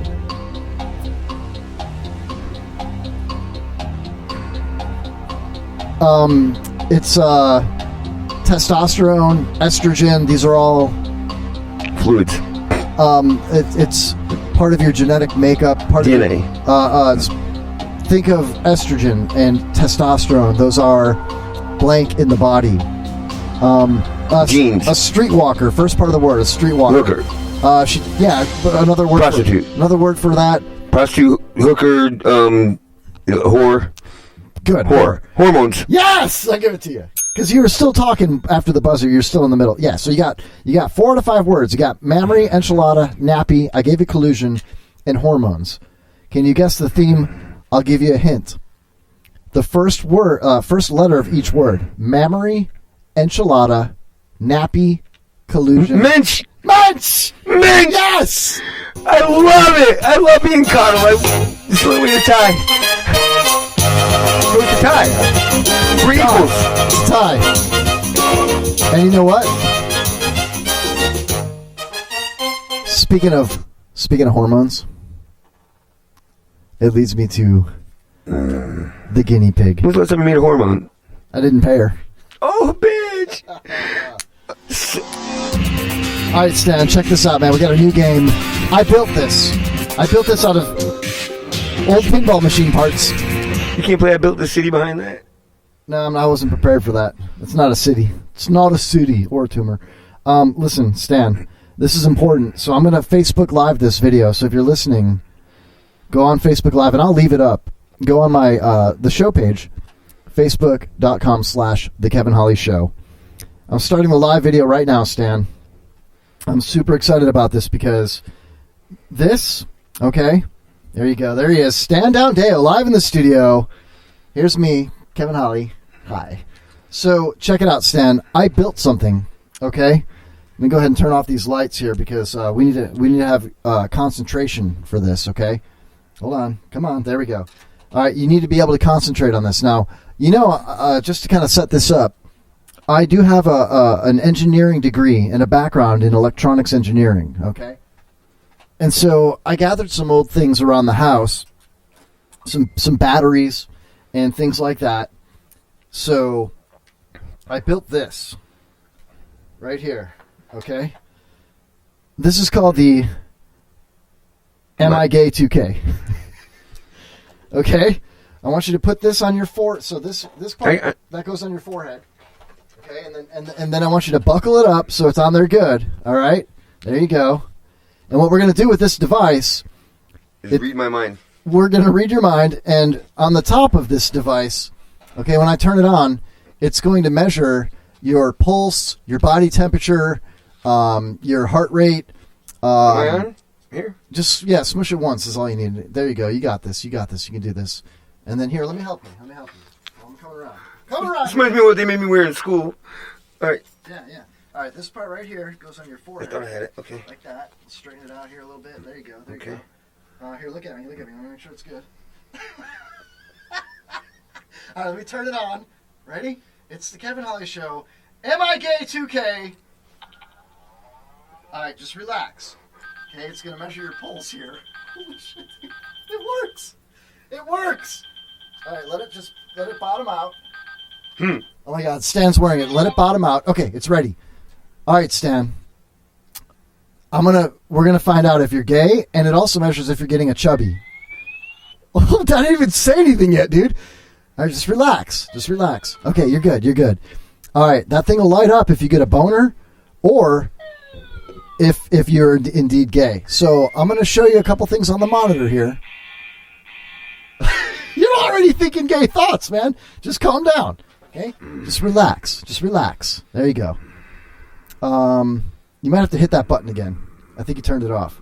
Oh, come on. I got it. Right here. All right. There you go. Let it bottom out. Perfect. All right. And we're going to start with something simple. You know what I mean? And it's ready. Okay. Stan, Here we go. Does this make you think gay thoughts? It'll burn and burn and burn. They won't be able to sit down because of the burning in their butthole. He can't sit down. He's got a burning in his butthole. He's got a fire. He's got a flame coming out of his... Okay, so burning buttholes apparently makes you gay. Actually, it makes me think of the last time I took a shit. Okay, hit the button again, please. Where is it? It's right on the top there on the side. You'll feel it. No, by the tinfoil there. Feel the button there? There it is. Okay. All right. I want you to look at the screen here. Okay. There we go. And here we go. Hold on a second here. I want you to look at this person on the screen. And I want you to tell me. Hold on. It's not even loaded up yet. All right. Here we go. How does this guy make you feel? Like going south. You're Peter doing good. North makes me want to go south. It's Peter North. It's a lie, dude. It makes you want to go down? Oh, you failed again, dude. I think you're actually gay. I think no. That means you're gay, dude. Well, if I want to go down on a guy, wouldn't that make me gay? So I'm not lying. I don't know, dude. I don't know. Hit the button one more time. I thought this was about being honest.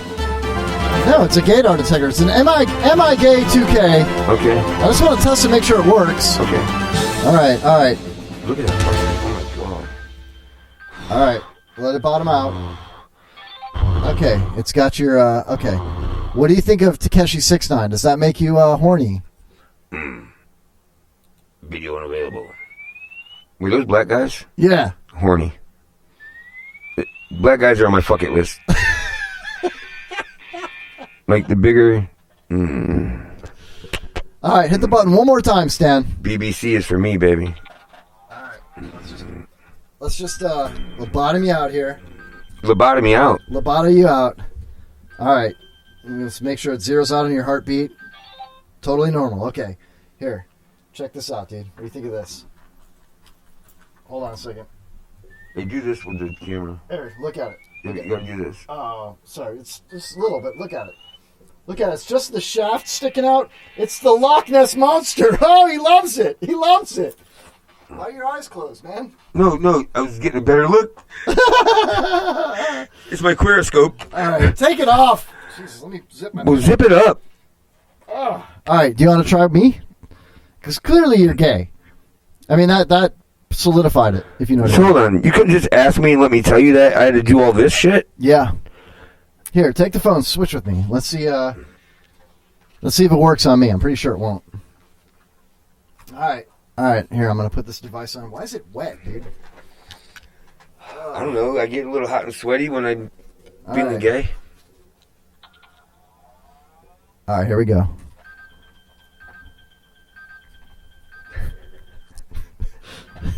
Dude, you look like one of those kids, the kids show things.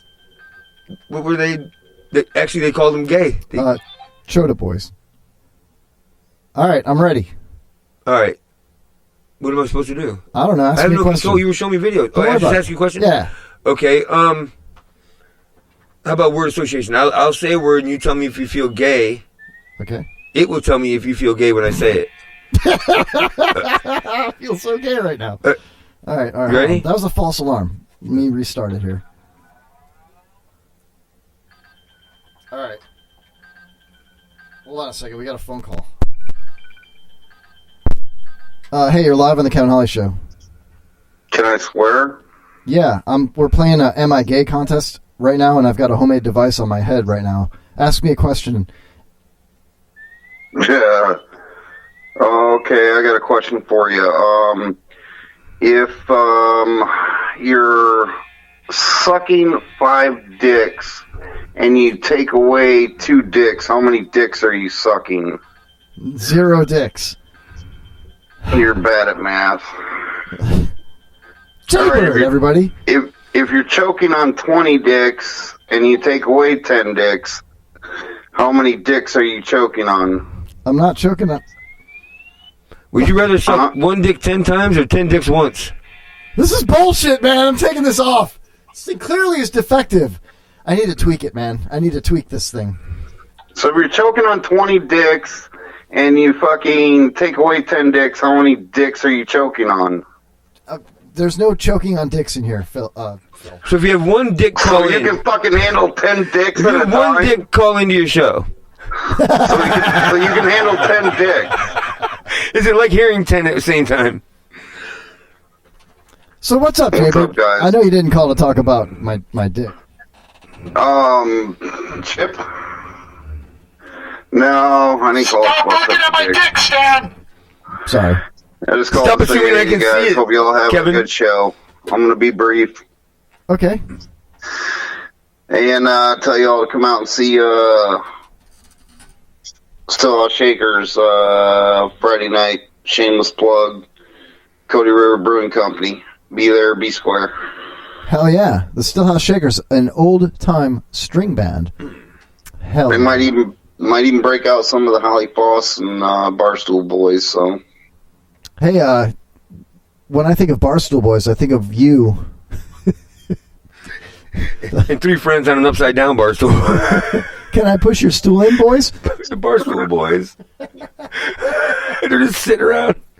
And that's like, bro, I mean, I get it. I get the name and like why they came up with it. They're sitting on bar stools playing, stringed instruments unplugged.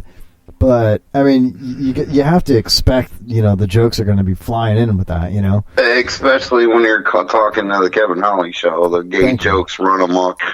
Yeah, especially when we have callers like you. Penis talk and gay jokes run amok. Well, I like running amok, okay? All right. What's the big deal? Hey, Jay? Yeah, hey, what's up? I love your cock. What? Why?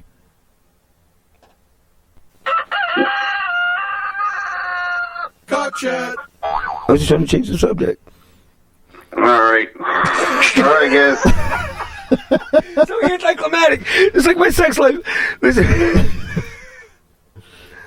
Thank you for calling in, dude. I mean, you're a mensch in my world. You're totally a mensch, dude. Not a wanker. A mensch. Not a wench, but a mensch. Wanker. Or that. So, Jay, what's a mensch? I have no fucking clue. Yeah, thanks for listening. All right. Hey, Jaybird. Nope. When are you coming up here, man? Come on. I don't know, dude. It's a long ways from my house. It's like 6 minutes away, dude. Yeah, it's a long time. I don't know, man. I feel like we should bring the show to you.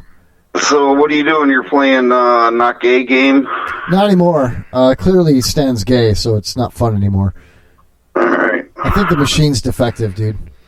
Penis. Mensch. Balls. Hey, man, a mensch is a good person, someone you really like and admire. Your neighbor who offers you a ride to work every time he notices that you've missed the bus again is a mensch, Jay. So you're a mensch in my book, dude. All right. Well, you're a mensch in my book. Mensch. All right, guys. All right, man. Decided to call and say hello. Have a good show. Thanks, dude. Stillhouse Shakers at the Cody River Brewery. Is that what you said? Yep, Main Street, Newport Richie. Downtown Newport Richie. When is it?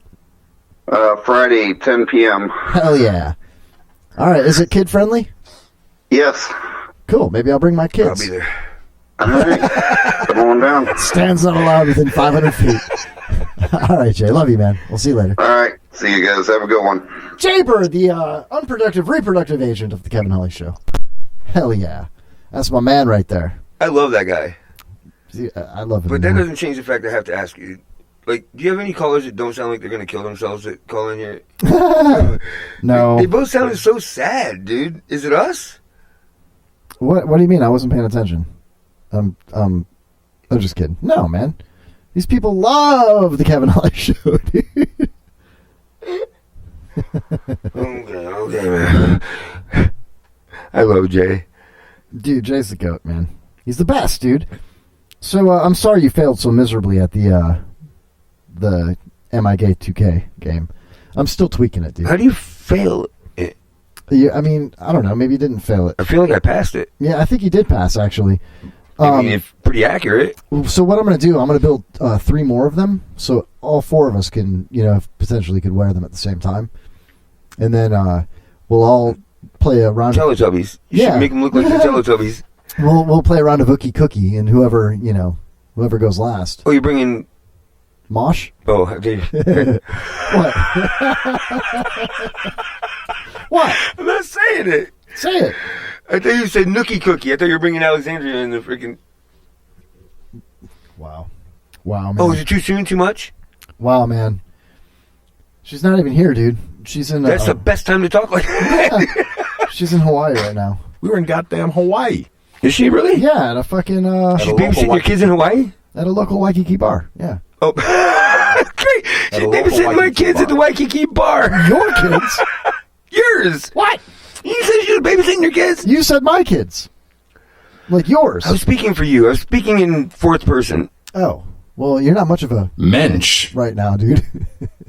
I gotta get Peter North off Don't the be so dream. emotional. Oh, my God. You want to play another game? Why not? All right, let's do it. Here we go. It's time for... Hello. You people know a lot about trucks. Bing, bing, bong. Thank you very much. Oh, you touch my ta-la-la. My Bing, bing, bong. Bing, bing, bing, bing, bing, bing, bong, bong, bong. Bing, bing, bing, bong, bong, bong. Bing, Ladies and gentlemen, how well do you know the President of the United States, Donald J. Trump? We're going to play the No Trumps game right now, Stan. Hello. You people know a lot about trucks. Bing, How much do you know about Trump? Go ahead and grab your cards. I'll go first, Stan, because you know why? It's your show. Because I'm cool like that, yeah. So should I give you a timer? You want a time clock? Give a damn. Okay, I'll do it. You know what? I'll do it. It's your fucking show. Oh, bro, don't yell at me. Stop yelling at me. I mean, it's like, Now I see what Mosh was talking about when he texted me. I know, dude. And he's a drunk late night texter too. Well, yeah, when you have no job, you can do that. All right, you got 30 seconds. Is this a quote from the President, Donald J. Trump, or ex-President Richard Nixon? It's very important that people aspire to be successful. The only way you can do it is if you look at somebody who is. Is that Trump or Nixon? Nixon. Final answer? Yep. Nope. Sorry. No, it was Trump. Yeah, Nixon said, always give your best, never get discouraged, never be petty, always remember others may hate you, but those who hate you don't win. Whatever. All right, you want to give me one? Charlie Sheen or Donald Trump? I'm pretty positive it's Sheen, but go ahead. All right. I wish him nothing but pain in his silly travels, especially if they wind up in my octagon. I'm going to have to go with, man, that's a tough one. I'm going to go Charlie Sheen. Final answer. Wow. That's pretty hardcore, Mr. Sheen. I wish pain. Was he Mr. T? Mr. T. Mr. T. No, Mr. T. I'm not talking about you. The Muppets. All right, here we go. This is either President Donald J. Trump or Adolf Hitler. The victor will never be asked if he told the truth. Trump or Hitler? The victor will never be asked if he told the truth. Hitler. Final answer? Sure. Hitler it is. All right. This is Hitler or Trump? Get out of here. Why not? I had some beautiful pictures taken in which I had a big smile on my face. I looked happy. I looked content. I looked like a very nice person, which in theory, I am. That's Trump all day long. No, there's no way Hitler said that. He doesn't know that many words. Right. Yeah. So Trump. Yeah, Hitler said, never trust a person who isn't having at least one crisis. Wow, I really had to concentrate on that one. Right, because he was a real leader. He kept it simple. Yeah, sure. All right. This is either Donald J. Trump or 2024 presidential candidate Kanye West. I actually don't like thinking. I think people think I like to think a lot, and I don't. I don't like to think. Kanye West. Final answer? Yep. Correctamundo. Yeah, I mean... Yeah, he said the word think like 5 times. All right, I'm ready. He Let's said do the word this. I like 5 times. That's how I knew it was Kanye West. But there's a lot of words that fuck. rhyme with I. Yeah. I. Hey. Donald Trump or Britney Spears. Microphone. Donald Trump or Britney Spears. Oops, I did it again. I bombed Iran. I get to go to a lot of overseas places like Canada. That's Britney all day, bitch. That's Britney, bitch. It is. Yeah! It's too easy. All right, we're coming down to the end of it here. Alrighty. Either Richard Nixon or Donald Trump. A man is not finished when he is defeated. He is finished when he quits. Nixon. Correctamundo again. You didn't get enchilada, but you got correctamundo. Trump or Abe Lincoln?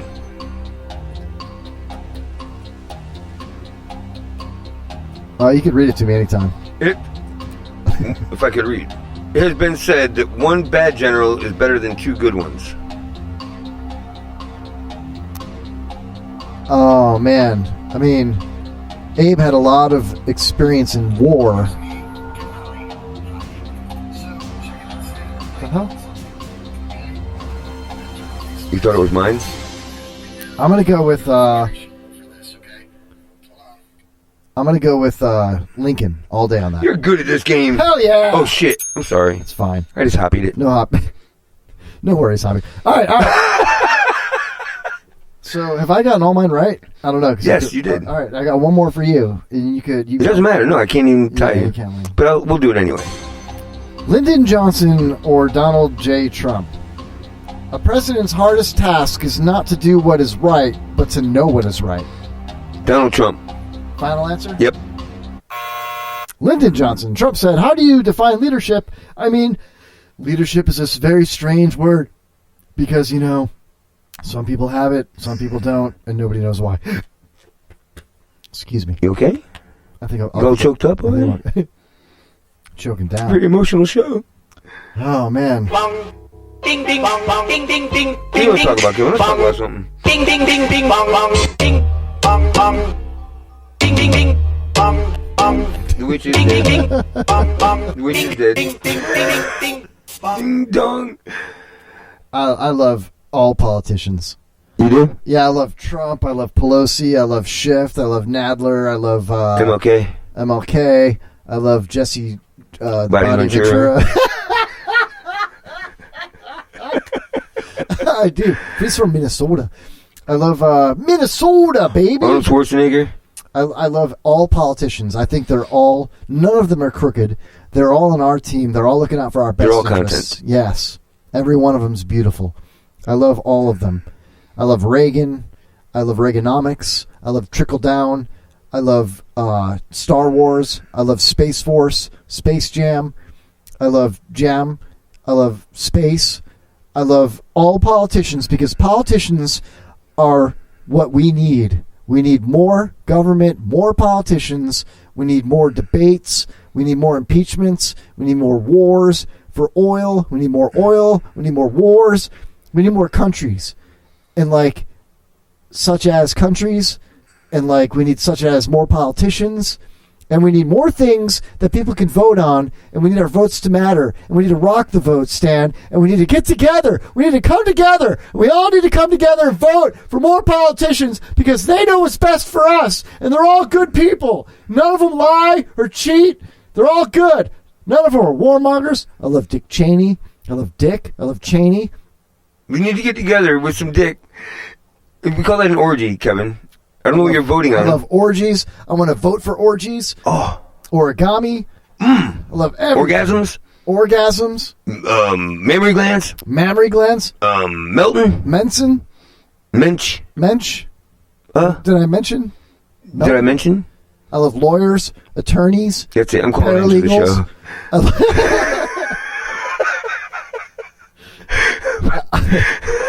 love legal assistants. First time calling, last time listener. Ambulance chasers. I love Morgan because they're for the people. I love people. I love minimum wage. I love not minimum wage. I love the earth. I love climatologists, Scientologists, climate Nazis. I love flowers. I love everything. Is this a Billy Joel song? I love. We didn't start the fire. I'm just saying I love these climate things. Nazis and warmongers. Bro, you want to do that? We didn't start the fire. Listen, we can do these things. I love the hay and the fucking gays. We didn't start the fire. Black or white, just ain't right. Butthole! God's gonna have a flame coming out of your butthole. You're going to have a flame coming out of your butthole. If you thought that AIDS was bad, you ain't seen nothing yet. Hosting until a you ghost see the and Kevin flames Howley's butthole. emotion. Your butthole will be flaming, and you will not be able to sit down. Bro, I know until that. you have a flame coming out of your butthole. I know that you're a big Billy Joel fan, and I know you know all the words to that. And I think that without further ado, you should just do it, bro. Just let it rip, man. You know what I mean? It's in the key of G. It's in Kenny G? I remember in the key of G. 16-bar intro, if I'm not mistaken. It's the Super Mario Brothers edition. You ready? Oh, yeah. Are you ready? Let's do it. Tandem. You got this? Tandem style. I love that song. All right. Santo Deyo, everybody. Eddie Truman, Doris Day, Red China, Donnie Ray, South Pacific Hip, Walter Winchell, Doja Madio, Joe McCarthy, Richard Nixon, Studebaker Television, North Korea, South Korea, fuck you, stupid hoe. How the fuck you stupid hoe come on Marilyn Monroe? I don't know, man. Let me try. Oh, no, go ahead. Go. Do it. Nope. And Catcher in the Rye. Eisenhower vaccine. England's got a new queen. What the fuck just happened? Marciano, Liberace, Santiano, goodbye!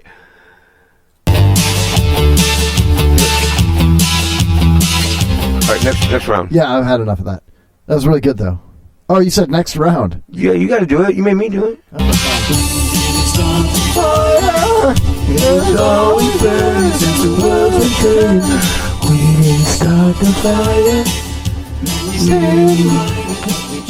Well, you're creeping me out, bro. You're kind of creeping me out. I'm just saying, you're kind of creeping me out a little bit. It's okay. It's not a big deal. All the things I've done in this room. And outside of this room. And kissing your fucking microphone creeps you out. That's what you did? You kissed my microphone? That's mic 2. What? Yeah. Get the there's Stanny wipes right there. Get the stand. Just a couple. Oh my gosh, bro, that costs money, man. That's money, dude. You just use like 12 wet wipes. You're gonna have to take those with you. Don't you dare put money in there. Is that a $100 bill? You can go ahead. Go ahead. It's fine. It's the cleanest dollar bill of all time. And if we ever are privileged enough to have a streetwalker, stripper, or... Oh, dude, don't put that in your... Well, actually, put that in your mouth. Spicoli in the chat room. Who are you? Effing Spanish? Do you love everybody? Yeah, I do. I love Spicoli. I love the IRN. I love pigeons. I love keystring. I love Smitty. I love peanut butter. I love Moshmouth. I love cleaning things. What? I didn't start this fire. Thank you for cleaning things. It's a dumpster fire. Couldn't get high. Well, you know what, though? Hi, Spicoli. Spicoli is in the chat room, ladies and gentlemen. It's the most talented thing about this show right now is Spicoli being in the chat room. Bro, I mean, I had a really great show planned, and then you showed up. I'm just kidding. Are you squeezing that? Drink that. Oh, dude, okay. Riddle me this. If you're on Naked and Afraid, right? You're on Naked and Afraid. And all you have... That shit tastes like hell. ...is like white Lysol. Well, your tooth is so clean right now, dude. You see that? It's whiter than white. It's white. It's white. This shit is white as the clouds. So if you're naked and afraid, right, you could build a dam. No, but for real, if all you had was I Lysol... built half a dam. Damn it. If you had nothing but Lysol wipes, would you squeeze out the poison and drink it? Is that poisonous? I think so. So I don't think it is. Stop doing that. Why? Stan is lemon literally fresh. He's wiping his tooth with Lysol wipes. And it's so goddamn clean right now, dude. It's like blinding me, dude.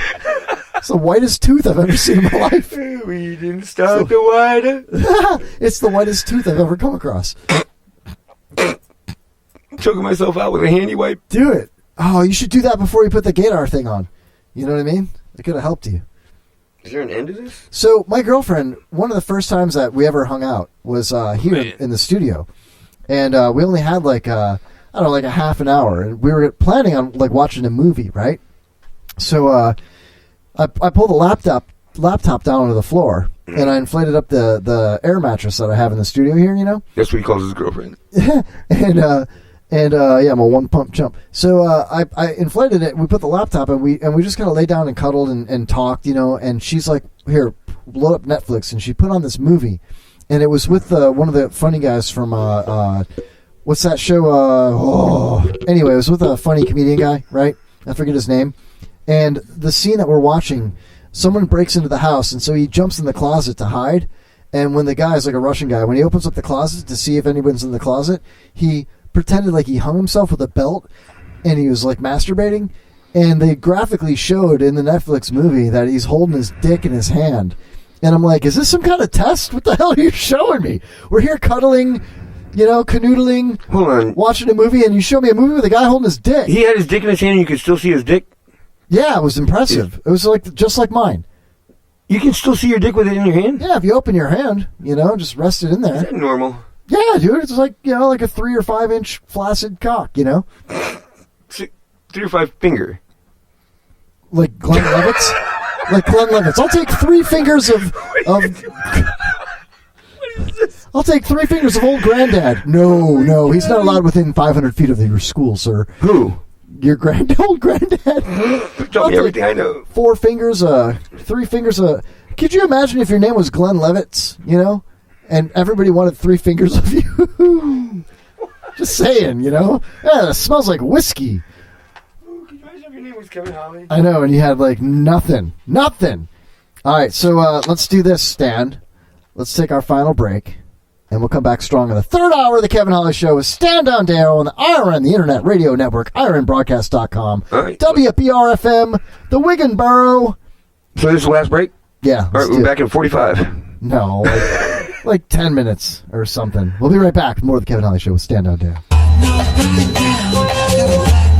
You gotta lighten up, Stan, but you know what we gotta do before we lighten up? If you just tuned in, where the hell have you been? Your favorite community station.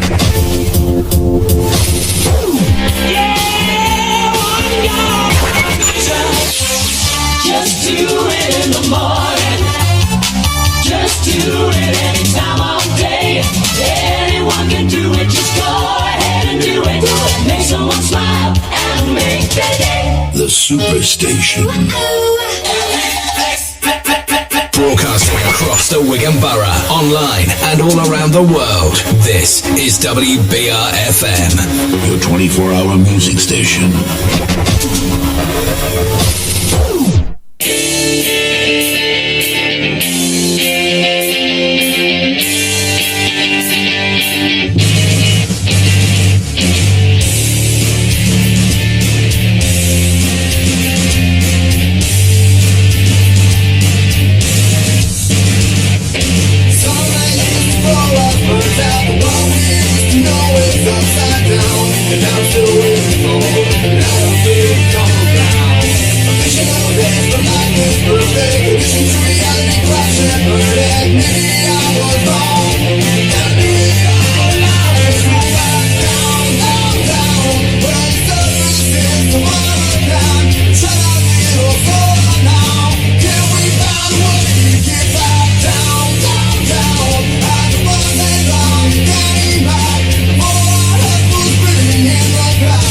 Can we find a way back?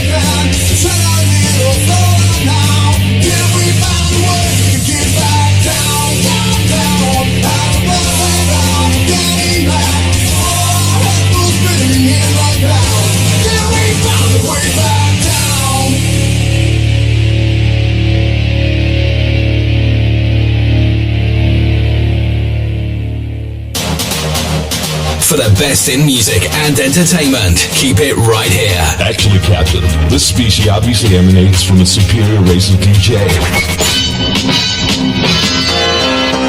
Real radio for real people. This is WBR-FM. Y'all niggas got me hot.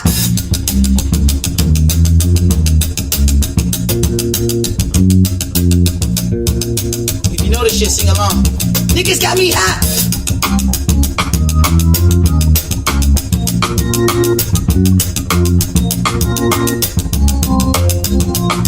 Hey, well that's exactly what the nigga came for.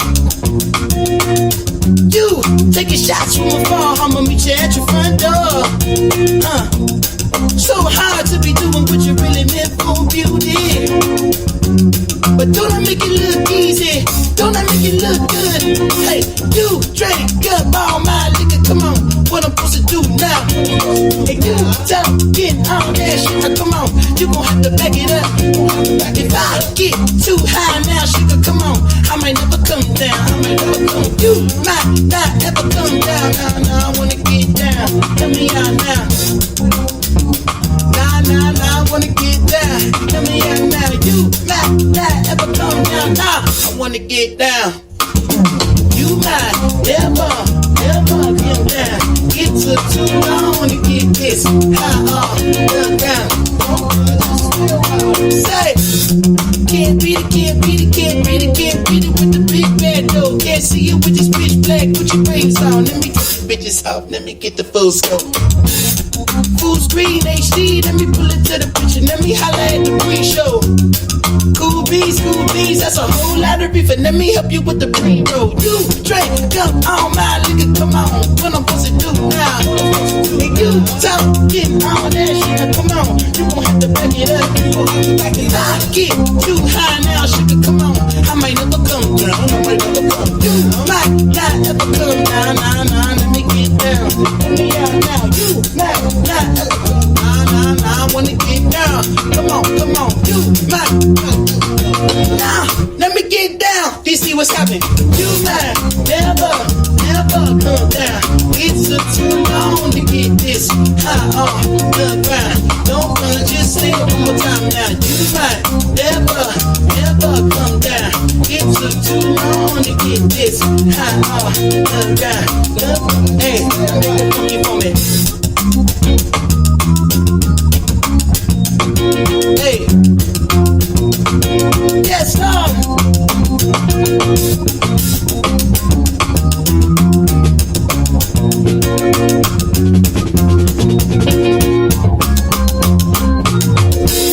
This is Kevin Holly, host of The Kevin Holly Show on the IRN Internet Radio Network. I've got 2 Chihuahuas. I love women. One time I had a Corvette. I once pooped my pants on the 7th green at a golf course. I enjoy long walks on the beach. You should see my cockle shell collection.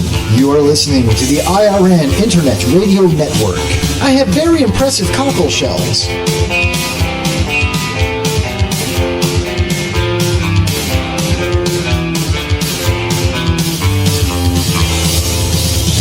Chris Glick on the Kevin Holly Show. When he's in the room, he's chatting off.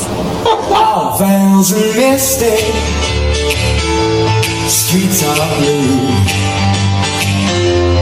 Almond looks that chill divine. Some silky moment goes on forever, and we're leaving broken hearts behind. You mystify me, mystify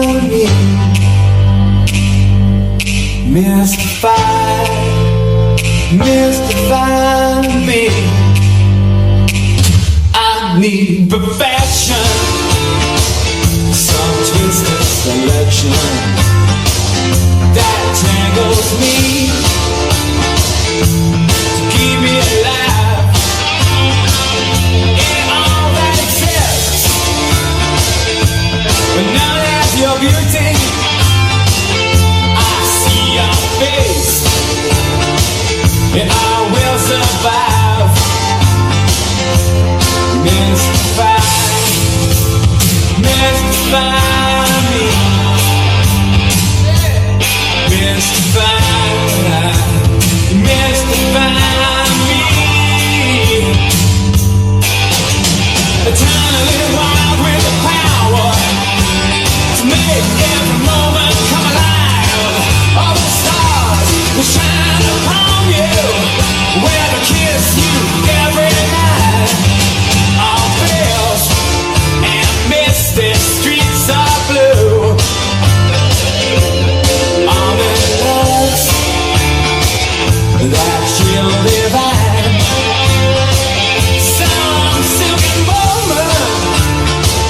goes on forever. And we're leaving, yeah, we're leaving both hearts behind. You mystify me. Mystify, you mystify me. You're eternally wild with the power to make every moment come out. All the stars shine upon you, well to kiss you every night. Mystify, mystify me. Mystify, mystify me. Mystify, mystify me. Mystify.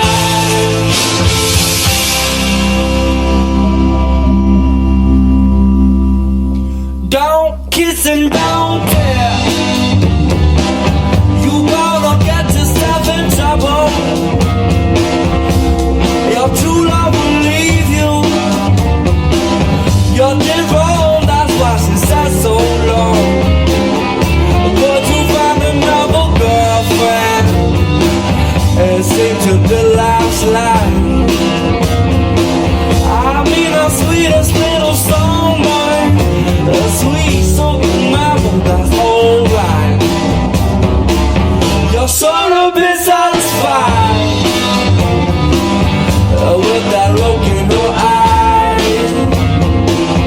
Those who miss her voice, I miss her ain't holding back. So don't kiss and don't tell. You gonna get yourself in trouble. Your true love will leave you. You're dead wrong, that's why she said so long.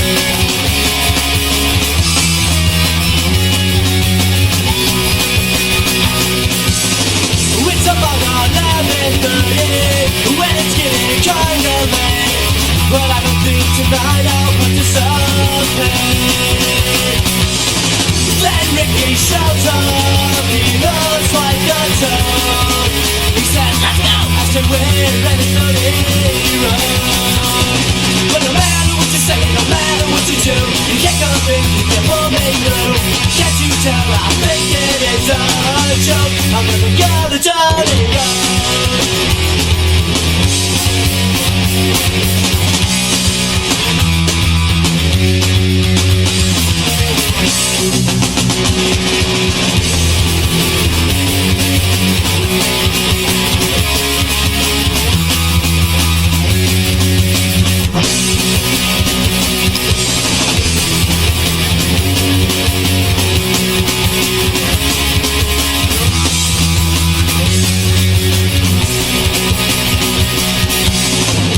Lonely the baddest dudes like to hang there with their one tattoo when they slip back in.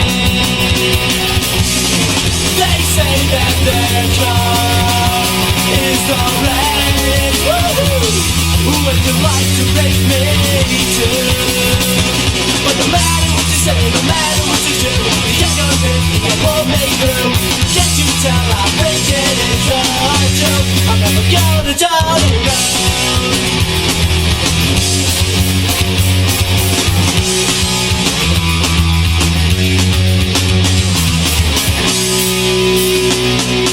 It's so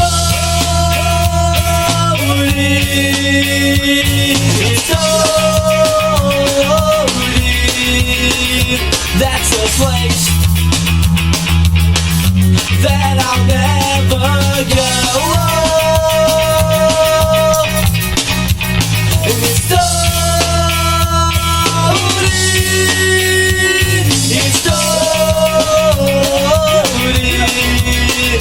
that's a place, that's a place, that's a place, that's a place that I'll never go.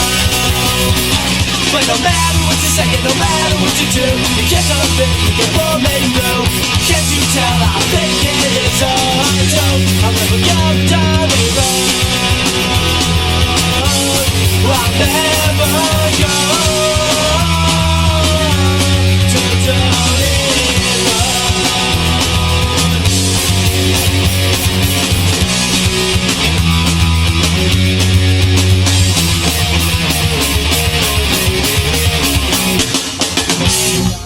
This radio person is the whole problem. Are we going to allow this guy to be heard by anyone who can turn a dial? Got a pirate radio station. Nobody knows who he is. You out there? You listening? Delivery. Yeah, hello everybody. Oh my God. It's all about delivery, Kevin. It's all about delivery, dude. You know what I'm thinking, Stan? We're back with the third segment of the Kevin Holly Show. Final segment. And we got a little time. Yeah, no, thank you. No, them. Oh, yeah. Well, I don't know if they're welcome. So what are you thinking? I'm thinking that comedy is not a part of the show. Not a part of the show. It's subjective. And it's, it doesn't have to be PC. This world has become so PC that the comics are suffering. Yeah. Controlled by pussies. That's a really good way to say it, dude. Think about it. Is that a loaded comment, or is that just off the top of your head? What do you mean? I've never said it before until just now. Okay, great, because that's perfect. Thank you. Well, think about it. I have. Pussy controlled. PC. So many pussies are offended so easily. Right. And then they have this cancel culture, And it's like, just shut up. Who cares? If you don't like it, move on. Right. Change the channel. You know what I mean? It's a joke. They're jokes. Sometimes people write jokes that are very offensive. They're very dark, or they're very racist. You know what I mean? And it could go the whole spectrum. You could think of like Chris Rock says some racist jokes. Who else made some really racist jokes? Kramer tried to be funny, right? And it was terrible. You know why? Because if you're actually racist and try to tell a racist joke, it's not going to be funny. Yeah. If you are not racist and can just know all of the stereotypical things and know that and are saying it, then it's going to be funny. And it's all about the delivery. But if you're not, because if you're racist, not going to work. It's not going to work. It's not. Yeah. It's just because it's not coming from a fun place. Thank you. You're just trying to mask that by covering it up as a joke. I'm kind of kidding. Oh, so somebody makes a joke about abortion, you know, and all of a sudden it's like, oh my God, that's so offensive. I can't, it's hard to swallow, you know? That's why they probably had the abortion. But if she swallowed, there wouldn't have to be an abortion. That's what I just said. I know, I'm not mad at you. I'm just mocking you. Don't. Because that's not acceptable. Mocking is different than a racist joke. How about moshing? Moshing is fine. Oh. I mean, it's not going to work, but it's fine. So at what point during this show did you wish Mosh was here? About an hour before we started. When I was like, where's Stan? About 7:58 when you showed up. I was like, I wish Mosh was here. It's 45 fucking minutes away. But no, you're not wrong. And that's the thing is, if it's funny, it's funny. Mm-hmm. If it's not, you're just a dick. So do you think it's okay that comics nowadays have that pressure where they have to double check themselves and think to themselves, you know, now No, but they don't. We're not comics. You know, we don't do stand up. Have you ever done stand up? I know. Okay, know yourself. Yeah. I'm not a stand up comedian. Right. I could be funnier than fuck anywhere I go. I'm not a stand up comedian. Right. It's two different things. Would you ever try it? Oh, I've been begged to try it. I've been offered, like, my friends have offered to put a collection together so I would go up there and do it. Yeah. And I'm going, you guys don't understand. You think I'm hilarious walking around this party. You have no idea how structured jokes work and how getting on stage and dealing with that works. It's two different things, bro. I've been writing jokes for a couple of years now, and you hear the same ones over and over on the show. I have a book of jokes. Yeah, me too. Yeah, I carry it in my pocket, you know? So I'm at the point now where I think I want to do it. I think I want to go to an open mic. You know, like, here's an example. Yesterday, for my day job, my career, my work, whatever you want to call it, you know. I don't talk about work on the show, you know. But yesterday, we changed operating systems for all of the techs, for the whole company, really. So we had the third party come in. They flew in and you know, housed up, and we had like a 3 or 4 day event. They rented out like like an Elks Lodge or a Moose House or whatever the hell it was, you know, so that there was enough room for all the trucks and all the people, and they had classes, you know, structured throughout the day. And when it was my first turn to go in there, you know, it's in like a Moose Lodge, you know, and there's like a stage, and there's a PA and a microphone laying on the stage, and there's a bingo machine, you know, it was huge inside.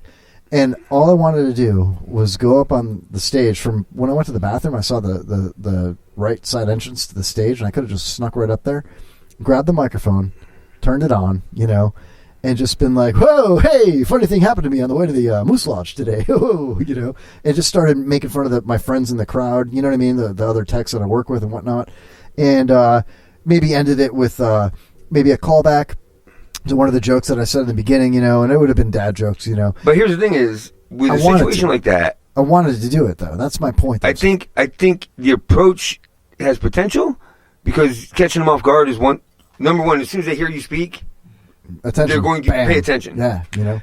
But you have to own it, nail it on that first. Like, you can fade a little bit, but that first 30 seconds has to be blow them away. Yeah, yeah. You know what I mean? Otherwise, oh, look, so-and-so's in the crowd. He showed up. What are you, the sales manager? Check him out. What's with the mouthful of chiclets, man? What, do you got a marijuana patch? Hey. Right. But it's something that everyone, it's an inside joke for the room. Yeah. You know what I mean? And that's the thing. But like, so last night, I went to Pegasus for an open mic, which is where I met the guest that you're going to be having. A2 Omega next week. Steve Miller. Moonshine Miller. Love that Tommy guy. Gill were both there. So oh, my God, I love Tommy Gill. I'm over there talking to Steve Miller, and he's like, so why don't you just go up there and do some time? I'm like, come on, man. I'm like, I know. You should know by now. You're like, I did my time in the 90s. Right. Man. I'm like, I know the difference between that and that. He goes, yeah, but I've just watched 3 people get up there. He goes, and even if you're not a comic, he goes, you will make at least somebody laugh within the 3 minutes you're up there. Maybe way more than once. Yeah, and maybe give somebody the confidence to go up there that's sitting there thinking if they should do it or not. Right. He goes, these cats didn't tell a funny joke the whole time. He goes, you don't even have to tell a joke. You can get up there right now. Steve Miller's telling me this. You get up there right now, and literally half of your set, you'd have people laughing. Yeah, just talk. Tell a story. And I'm going, yeah, I'll leave that to you guys. How about I just ask you questions? He's like, yeah, I'm not here for that. I think I'm going to do it, Stan. Now, you're in the business. of promoting and hosting and as far as radio. Open mics are perfect for someone like you to go out there and do that. I mean, where would you suggest I go if I was to go out, say this week or weekend? How much stage time do you have? Have I had? I mean, how much comfortability do you have on stage? Oh, I've been in the Nutcracker. I introduced. I'm not talking about the bands. Elementary school plays. No, as an adult. No, I'm very comfortable. You were in the Nutcracker? I was 3 times. Well, hold on, how old were you? 35, 36, and 37. Were you the nut? No, I was the cracker. I was the cracker. I was like, "What's up?" It was like the Wiz. It was the Wiz version of it. It was the cracker. Yeah, it was very racist, and I was highly offended. But that's freaking cool. That's awesome. Yeah, I was in the opening scene. How'd you get that gig? My kids were in dance school, and the school put on the Nutcracker, and they rented out a huge auditorium, much like Ruth Eckerd Hall, but it was like a high school. And, they charged admission, and everybody brought their families there, as grandparents and cousins. Oh, so you were like, well, your dad's the same size as you guys. You fit right in. Oh, my God. These little kids are like, I tried out for that part, and I didn't get it. Your dad took my parts. Yeah, that's why he's not out here anymore. Yeah. No, I was in the opening scene. If you ever watched the Nutcracker, I don't know how well-rounded of an individual you might be, Stan, but if you ever had watched such a production as the Nutcracker, you would notice that the opening scene is the parents hanging Christmas ornaments with the children and then hurrying them along to get ready for bed. And then the parents exit, and then it's nighttime. And then, the fairy comes and the kids sneak out the window, right? And Michael Jackson shows up and he's but like, no, yeah, I didn't have a childhood. Yeah, I'm pretty cultured, bro. Okay, well, so that's all I did. I didn't dance in a tutu. I also, in like the 3rd or 4th scene, when the toy boxes opened up and the little marionettes came out, and danced around the Christmas tree, I was one of the people that pushed the toy box onto the stage, opened the door, and then just stepped back, And I also worked security for the parade that followed that weekend, the Newport Richie Christmas parade. And I walked next to the float in the top hat and coattails. Yeah, I had to wear top hat and coattails, bro. It was cool. It was really cool. So, I mean, I'm all kidding aside, that sounds like a blast. Bro, and Al Picasio from Slingshot Robot, the drummer, his kids were in there. And his daughter was in the box that I pushed onto the stage. It's full circle, bro. You know what I mean? But it's cool as shit, dude. I don't give a shit how big or small the production is. To do something like that is fun. It was pretty big, actually, but yeah. But you didn't have a speaking role. Not in that. You weren't facing the audience. I was up on the top tier deck at You were looking at a tree.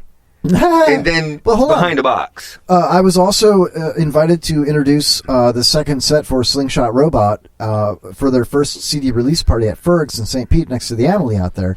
And I got to go on the top stage and talk to the crowd.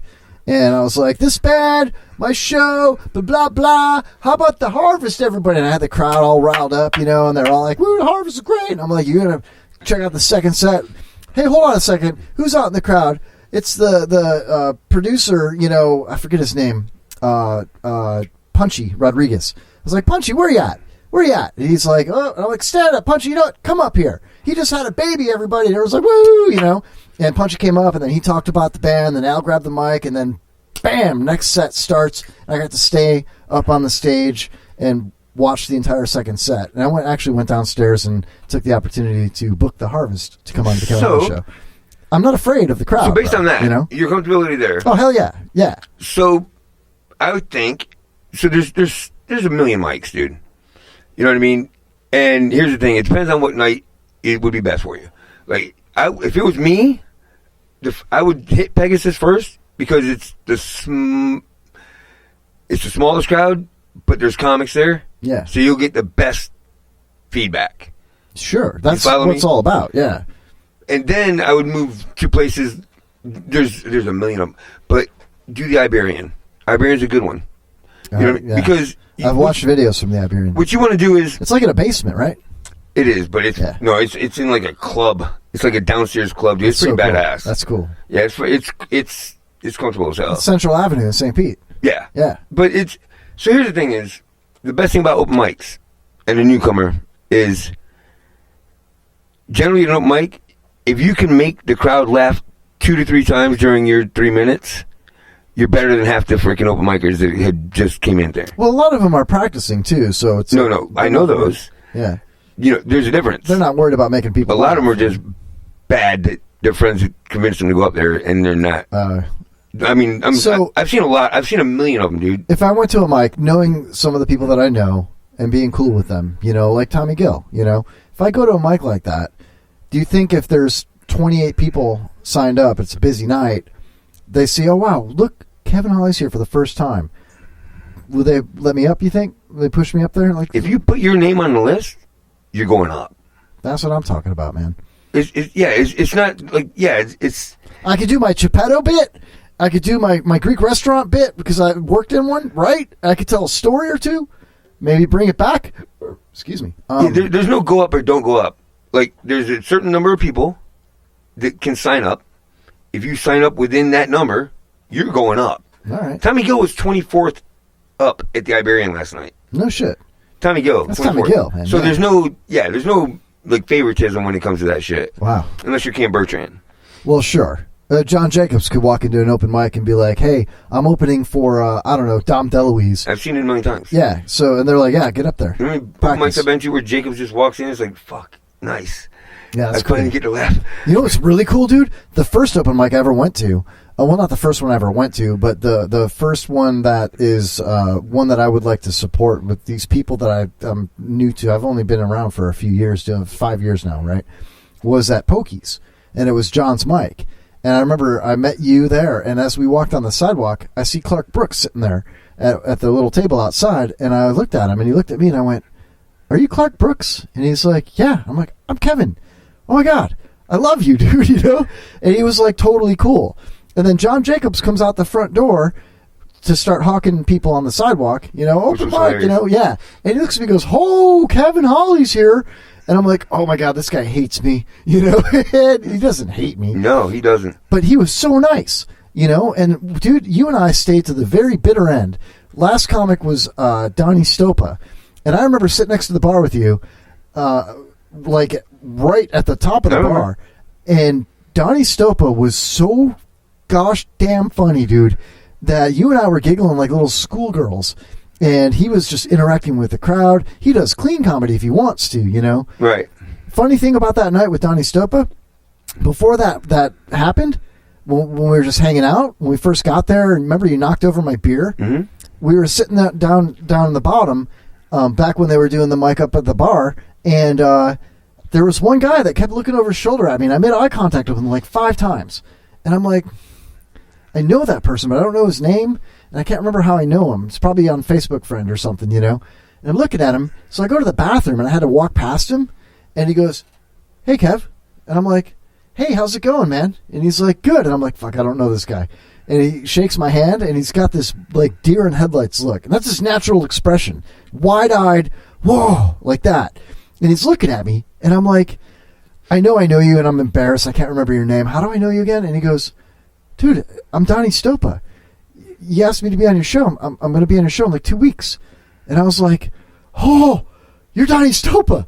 And you're introducing yourself to me. You know what I mean?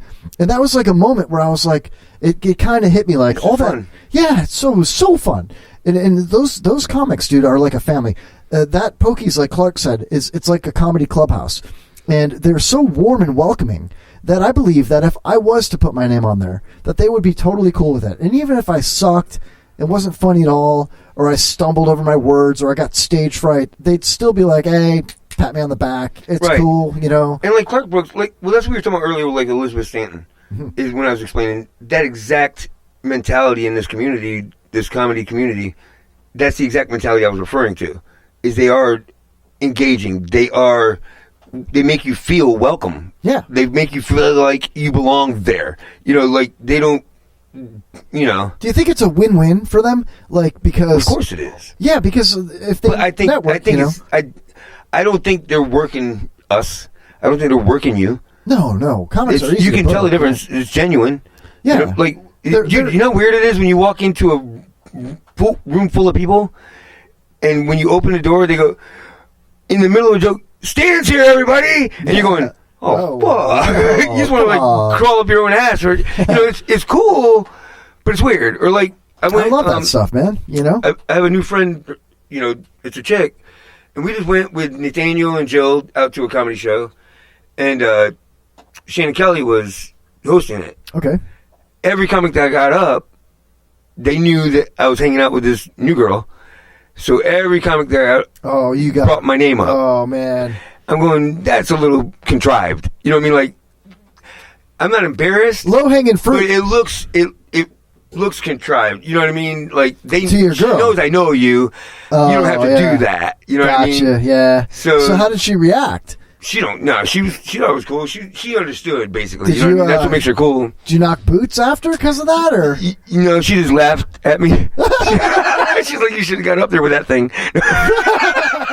Swing it around. Right, you have to Nobody will see it. Yeah.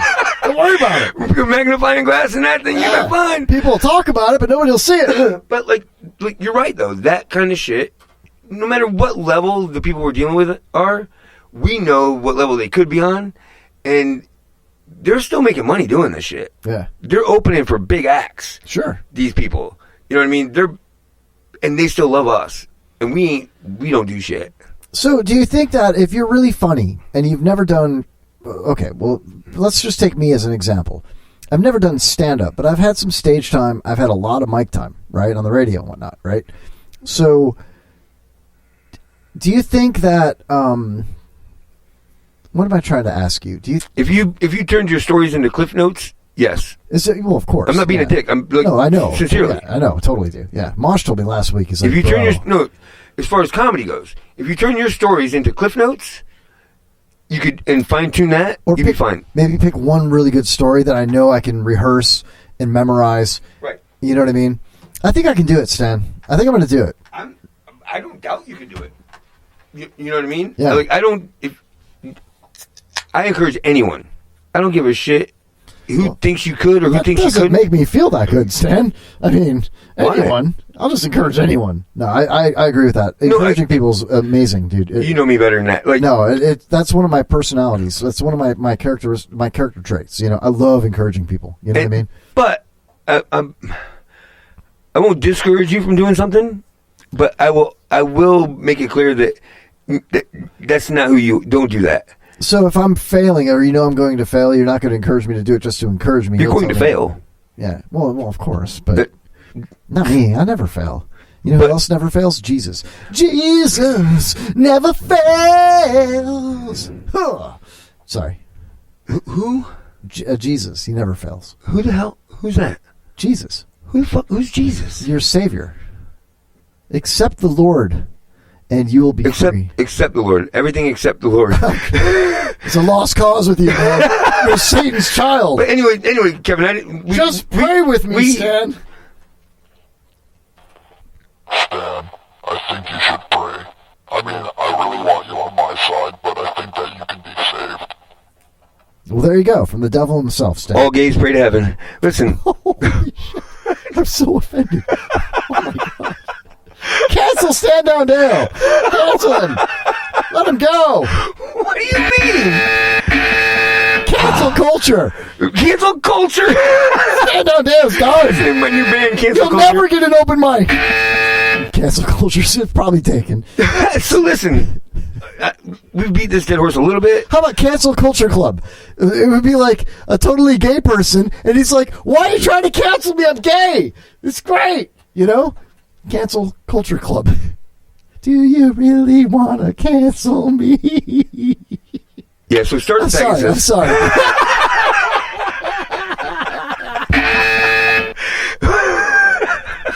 That's great, dude.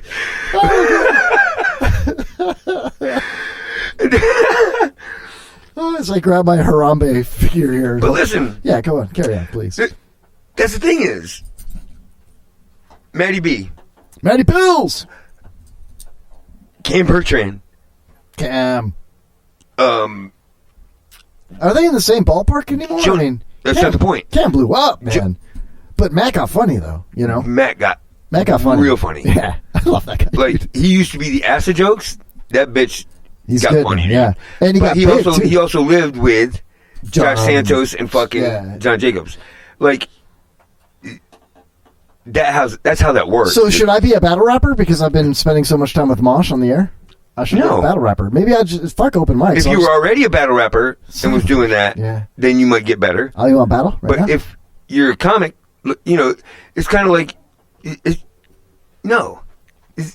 Why are you comparing fucking apples to fucking oranges? I'm sorry, bro. I go on tangents. So, okay, so you want to do open mics? Yes.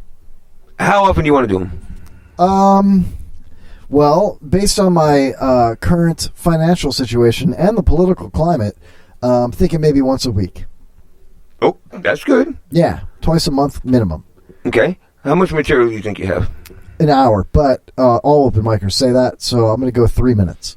How many times have you practiced the delivery already? On the air? Nope. It counts. To you. Like in a set. So, in a set, like in front of the mirror with the karaoke machine? You don't have to be in front of the mirror. Whatever. Reading it. I don't give a shit.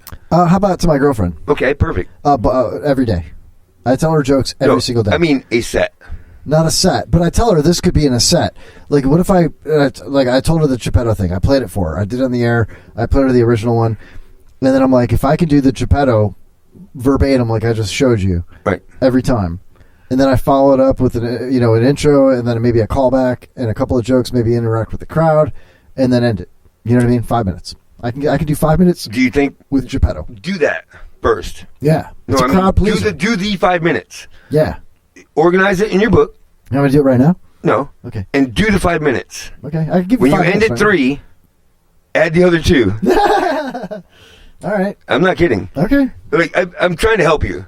And I'm not being I asked for it. I'm being sincere. Like, literally, you think 5 minutes? And we know because of doing this. Like, I learned quickly how long 20 seconds is. Yeah. I learned quickly how long a minute is. How to tell time. You know what I mean? Well, how... I'm playing with you. How quickly you can say words. You know what I mean? Oh, I've seen comics do open mics, and they just run so fast through their bits. And then this is funny, and then blah, blah, blah, and then blah, blah, and it's like, whoa, slow down. People don't have a chance to even laugh before you're moving on to the next part, you know? But here's the thing is, like, I found some funny-ass comics who weren't great when I found them the first time, but you could hear it, you could see it. Like, it's there, they just have to develop it, you know what I mean, type of thing. Yeah. I'm trying to tell you, if you want to get the help of the comics, what's going to impress them is if you come prepared. Got it. Because the biggest thing with open mics is, they're just going up there trying to be funny. There's no organization to their jokes. There's no rhyme or reason. There's no beginning and... Not all of them. I mean, the ones that are practicing... That's different, though. We're not talking about them. You're not practicing, dude. No. You're developing. Yes. It's two different things. Yeah. So stop talking about people practicing because they're not relevant to you. I just think of what Clark Brooks told me when I had him as a guest on the show. And he told me that the first time he went to an open mic, that he's like, oh, these guys are funny. I can get up there and do it. And he went up there and he didn't do it. And then he realized, just sitting in the room, and this is off the top of my skull here, but that guys were like studying each other, giving each other tips, encouraging each other, and writing down their stuff and structuring it, and coming back to practice. And he looked at himself and said, "Wow, these guys are taking it very seriously." And I just went up there trying to be a funny guy. And there's more to it than that. There's no respect. It's almost insulting to the other mics, you know. That's what I'm trying to tell you. Yeah, you know. So don't do that. Like, don't, like you said, your bits and pieces, these jokes with your girlfriend, that's good to test them out. But organize them. Yeah. If you're going to go up and do it, I'll be there to support you 100%. I'll get comics there that matter to do the open mic with you. Dude, my buddy had friends coming from out of town. He's like, dude, I want him to see some comedy. The old Pegasus, I had Cam Bertrand, Rio Perez, frickin' Josh Santos, Donnie Stopa, Johnny Stopa? Donnie Stopa, sorry. Donnie got Stopa, one tooth. It's okay. Tommy Gill show up. I'm Tommy Gill! That day. I got your drink right here! Show up. That's what I mean. They're as supportive as we are. Yeah, that's so cool. You know what I mean? Yeah. So just do that, dude. Organize it. I would love for you to oh my God. All right, you're better at that than you are at this, and that'd be fucking phenomenal. Oh, thanks, man. How cool is that? I mean, thank you, man. You're very good at this. I don't know. Tonight sucks, but it's because Mosh isn't here and you're here. I'm just kidding. I'm just kidding. I love you, man. I love you. Don't go. Come back. Look at my dick. Thanks for asking for my help. I give you sincere. I'm not I'm serious playing with you. Jokes, man. Very rarely am I serious. I'm trying to help you because you're my friend and I fucking love you. Don't cancel me, man. It's cool. I'm just joking. It's jokes. Don't change the channel. Please don't change the channel. I'm very sensitive, Kevin. You know what I liked about Matt Williams, bro? When that night that we keep talking about at Pokies, I keep referring to that because you go to so many different things and I don't, you know? So I keep thinking of that particular night. I remember every experience from that night. And I remember Matt Williams going up there and he was so quiet I couldn't hear him. You know what I mean? Mm-hmm. And he comes back down and he's just like, whatever, you know. Stephen Henry went up there and he was loud, but he wasn't funny. And he left. Oh, he's hilarious now, too. I know, dude. He's animated, too, now. Right. Yeah, he's great. Right. So, both those guys really turned a corner, dude. But Matt, even though I couldn't hear him, I already knew him, you know, from your show. I've seen him at Publix. He put cat food in my cart and that made me pay. He almost made me pay for it. Yeah, that's hilarious awesome. shit. That's phenomenal. So, and he's been on my show 3 times, you know? So, that night at Pokies, he comes back down, and it was like no skin off his balls. He did not care. He didn't even notice he was too quiet. He didn't care. He went up, did his thing. It was all in his head. It was what he did. Then he went back down and walked over to us, grabbed his book, and he showed me a picture that he drew, and somebody else drew dicks all over it, dude. And he laughed so hard. He was like, look at that. Oh, my God. And he was laughing so hard, it was almost like he was crying. You know what I mean? Over a picture of a dick in his joke book because he left it on the table. Because he wasn't ready for it. Well, because he's funny, bro. Because he's funny. And I could tell that guy has the gift of gab, the gift of laughter, the gift of speaking. You know what I mean? And now look at him. Who's that? Matt Williams. The gift of gab? Yeah, I love talking to Matt. I love talking to him. I love talking to him more than I don't know. I love talking to him more than I love his stand-up, dude. Not anymore. I know, right? He's so good now. But great fucking people, right? Yeah. David Wayne, fucking right down the line. David Wavy. I mean, and like the first time John Jacobs came on our show, I'm a pretty good read on people, like quickly.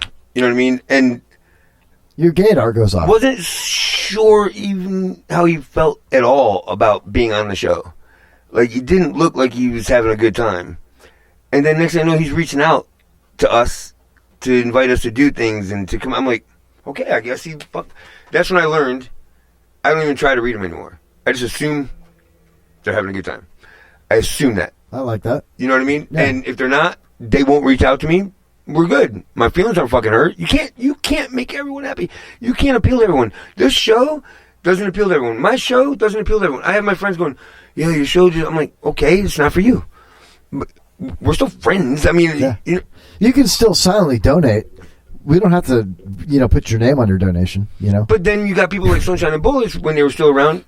Like, yeah, what the hell? They would, like, when we first went on the Bubba's network, when they were on stage, he would open up his phone out backstage and just open it up so that we had that hit. You know what I mean? That's the type of support that they give. Yeah. And you get that same support. Not from Ryan Hoppy, though. He'll promise you it. You have bad judgment. I'm just a nice guy. Yeah. Yeah. You are. Yeah. You are. Yeah. I don't feel like I'm not. You? It's all about me right now. I was really hoping that you would save that, and you just fell silent on me. It's not about me. Oh. You're putting me in a very awkward position. I'm trying to respect you. Are you trying to embarrass me? You know what I mean? If it was about me, I'll just shut the fuck up. It's not a very mensch thing to say, Stan. What? It's not a very mensch thing to do. What is that? Let's take this somewhere else real quick here. Hold on. I want to talk about... Your dick. Not my dick. Okay, no, good. Let's talk about... Not much to talk about. Did you know that a Delta plane dumped jet fuel all over a school in Los Angeles? Did you hear that? Yeah. You heard about it? Mm-hmm. It was a mess. Yeah. Now, nobody went to the hospital, but apparently the plane took off. It had to dump fuel before it could land. It had problems. It had to turn around and land. It's procedure. Yeah. But they're supposed to do it at a certain altitude. So and they're supposed to do it in a non-populated area. Yeah. Instead, they dumped it over a school in the city of Los Angeles. I think it was like 4 schools, like in a cluster. What a clusterfuck. So, I'm wondering, like, is there going to be long-term effects? Like, even though they didn't go to the hospital, did they potentially breathe in the fuel? You know what I mean? Is it going to be another 9/11 case, where so many people died years later from, like... I think that they're not going to be able to drive because pumping gas will give them anxiety. PTSD from pumping gas. Fuel makes me anxious. No, there's not. Come on, dude. Listen. My wife, the first time she started... My ex-wife, I'm sorry. My ex-wife. When she first got her license and started driving, we were at a Flying J... You were 34, she was 16. I remember, yeah. Listen, bud, that's not my point. I was teaching her how to drive. There had to be an adult in the car. So we freaking... She had her permit. So we freaking... Oh, God. She takes off and rips the nozzle out of the... Oh, she left the gas pump in the car? Oh, now, dude. You're lucky you didn't die. So I'm over there trying to put the nozzle back on the hose. That's not the task that you think it is. I've tried to put my nozzle on some hose before. Some nappy-headed hose. This was just as messy as that was. Yeah. You're doing this? Every time you do this? Right in your face. Yeah. Yeah. It spurts right in your face. I don't feel like I have a lasting effect from it. It burns your eyes, your throat. You can't swallow it. You gotta spit it out. Unless that's... Wait a minute. So you taught your wife how to spit it out and drive stick on the same night? Kudos, bro. That's how you fill that in. And you want to do stand up. Speaking of Delta airplanes, everybody. You ever made a paper airplane? What? You'll be going on vacation? See, the thing is, if you about to be up off this biatch, check it. Peep Delta. We be flying all over this bitch. Let me ask you something. You finna raise up and get your travel on? From the interior to the exterior. You got to get your posterior in one of these big-ass planes.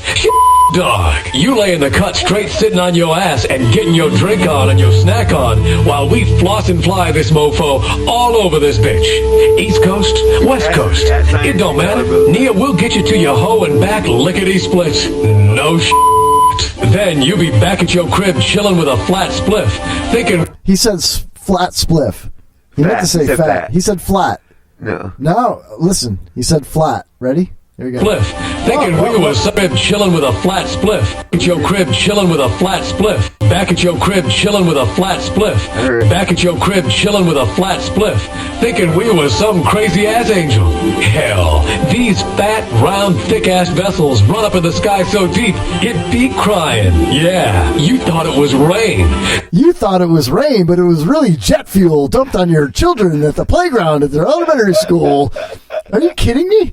You know, that really happened, dude. Could you imagine, Stan, you don't have kids. If you did, and they were at elementary school, right? You don't have kids, right? Thank God I said that right, because that would have been so embarrassing if you're like, Kev, I've got like 5 children, dude. I don't even know them. Fuck your kids, man. They're illegitimate. You never talk about them. Yeah, give them commissary once a month. But imagine that, dude. You know, you thought it was rain. No, it was jet fuel. It burns buildings. It melts. I don't know, man. What does jet fuel burn at? I don't know. It burns, though, you know? If it's caught on fire.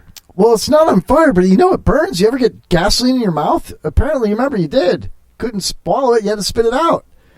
Right. Look what it did. Look what it did to the kids. Look what it did to my mouth. I know. That's what I'm saying. That's my point, was I had gasoline all over me that day. Yeah. Went in, took some soap and water. You still smell like gas right now. They call me gaseous clay. Gaseous clay?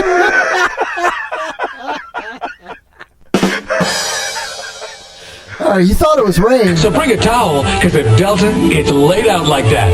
Call one of these fly-ass Delta coochies and make all them punk-ass co-workers... He said coochies.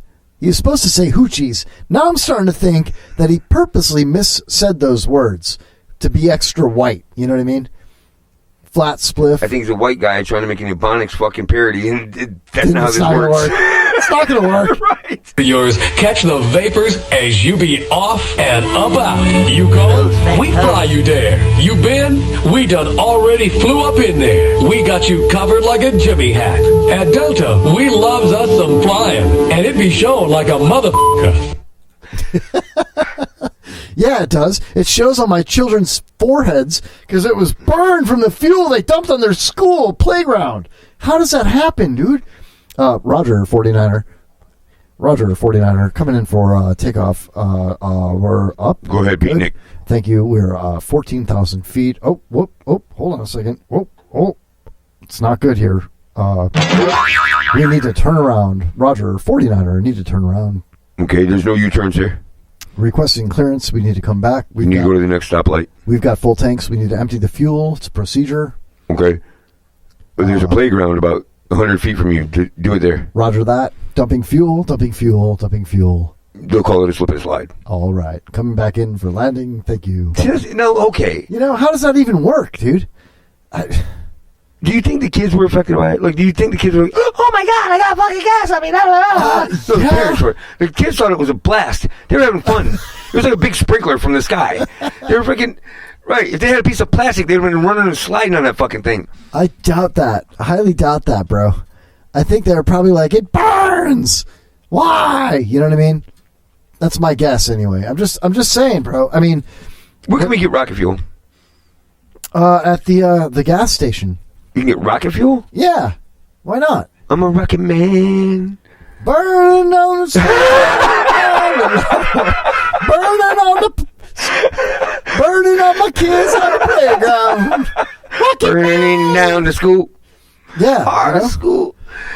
I don't know, dude. We got 5 minutes left. Let's make this shit real. Well, I got video and audio of these kids burning. You want to play that? Yeah. ADO. I got plain dump fuel ADO. Perfect. Here we go. Here we go. ADO. SoCal Delta 89 Heavy, would you pass in 6,000 or 8,000? Delta 89 Heavy, SoCal Birmingham, altimeter 3015, and high-speed climb approved.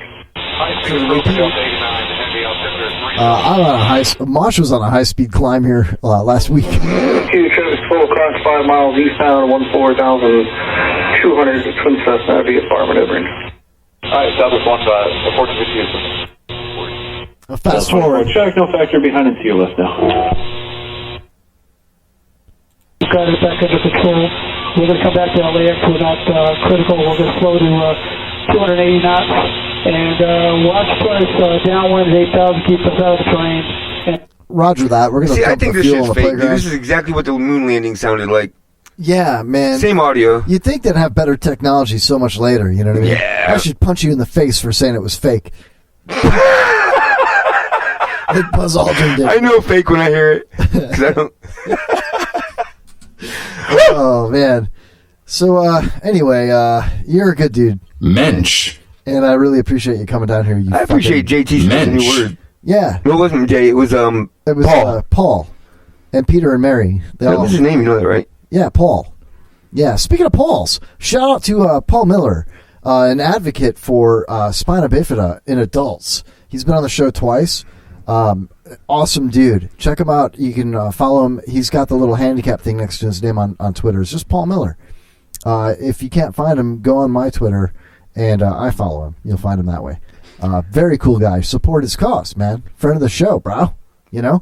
All right, so we're done, Stan. Let me do this real quick. What? Yeah, do it. Thank you. I love you. I love you. And the beginning of the show, you talked about me reaching out to you, or me being interactive with you. You know why we met? Because you reached out to the community and said, what other show hosts would like to get together and come on my show? Which is what I've been wanting people to do. You did it.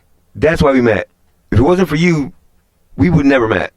You follow me? I love you. And you're worth every minute of my time. Oh, stand down, buddy. Thank you, dude. I'm just glad that my show's going to be starting back up in a few weeks. So I'm glad that I was able to ruin your show so I could get myself back in tune before I actually make a good show. It's like your open mic. Right, exactly. OpenMicTheShow.com. My material. OpenMicTheShow.com. Thursday night, 7 p.m. IRNbroadcast.com, the Internet Radio Network. Stan, thanks for coming, dude. I love you. I love you, bro. I love you. I'm so happy. Kevin's getting tired. It's time to end the show. He really freaking blows.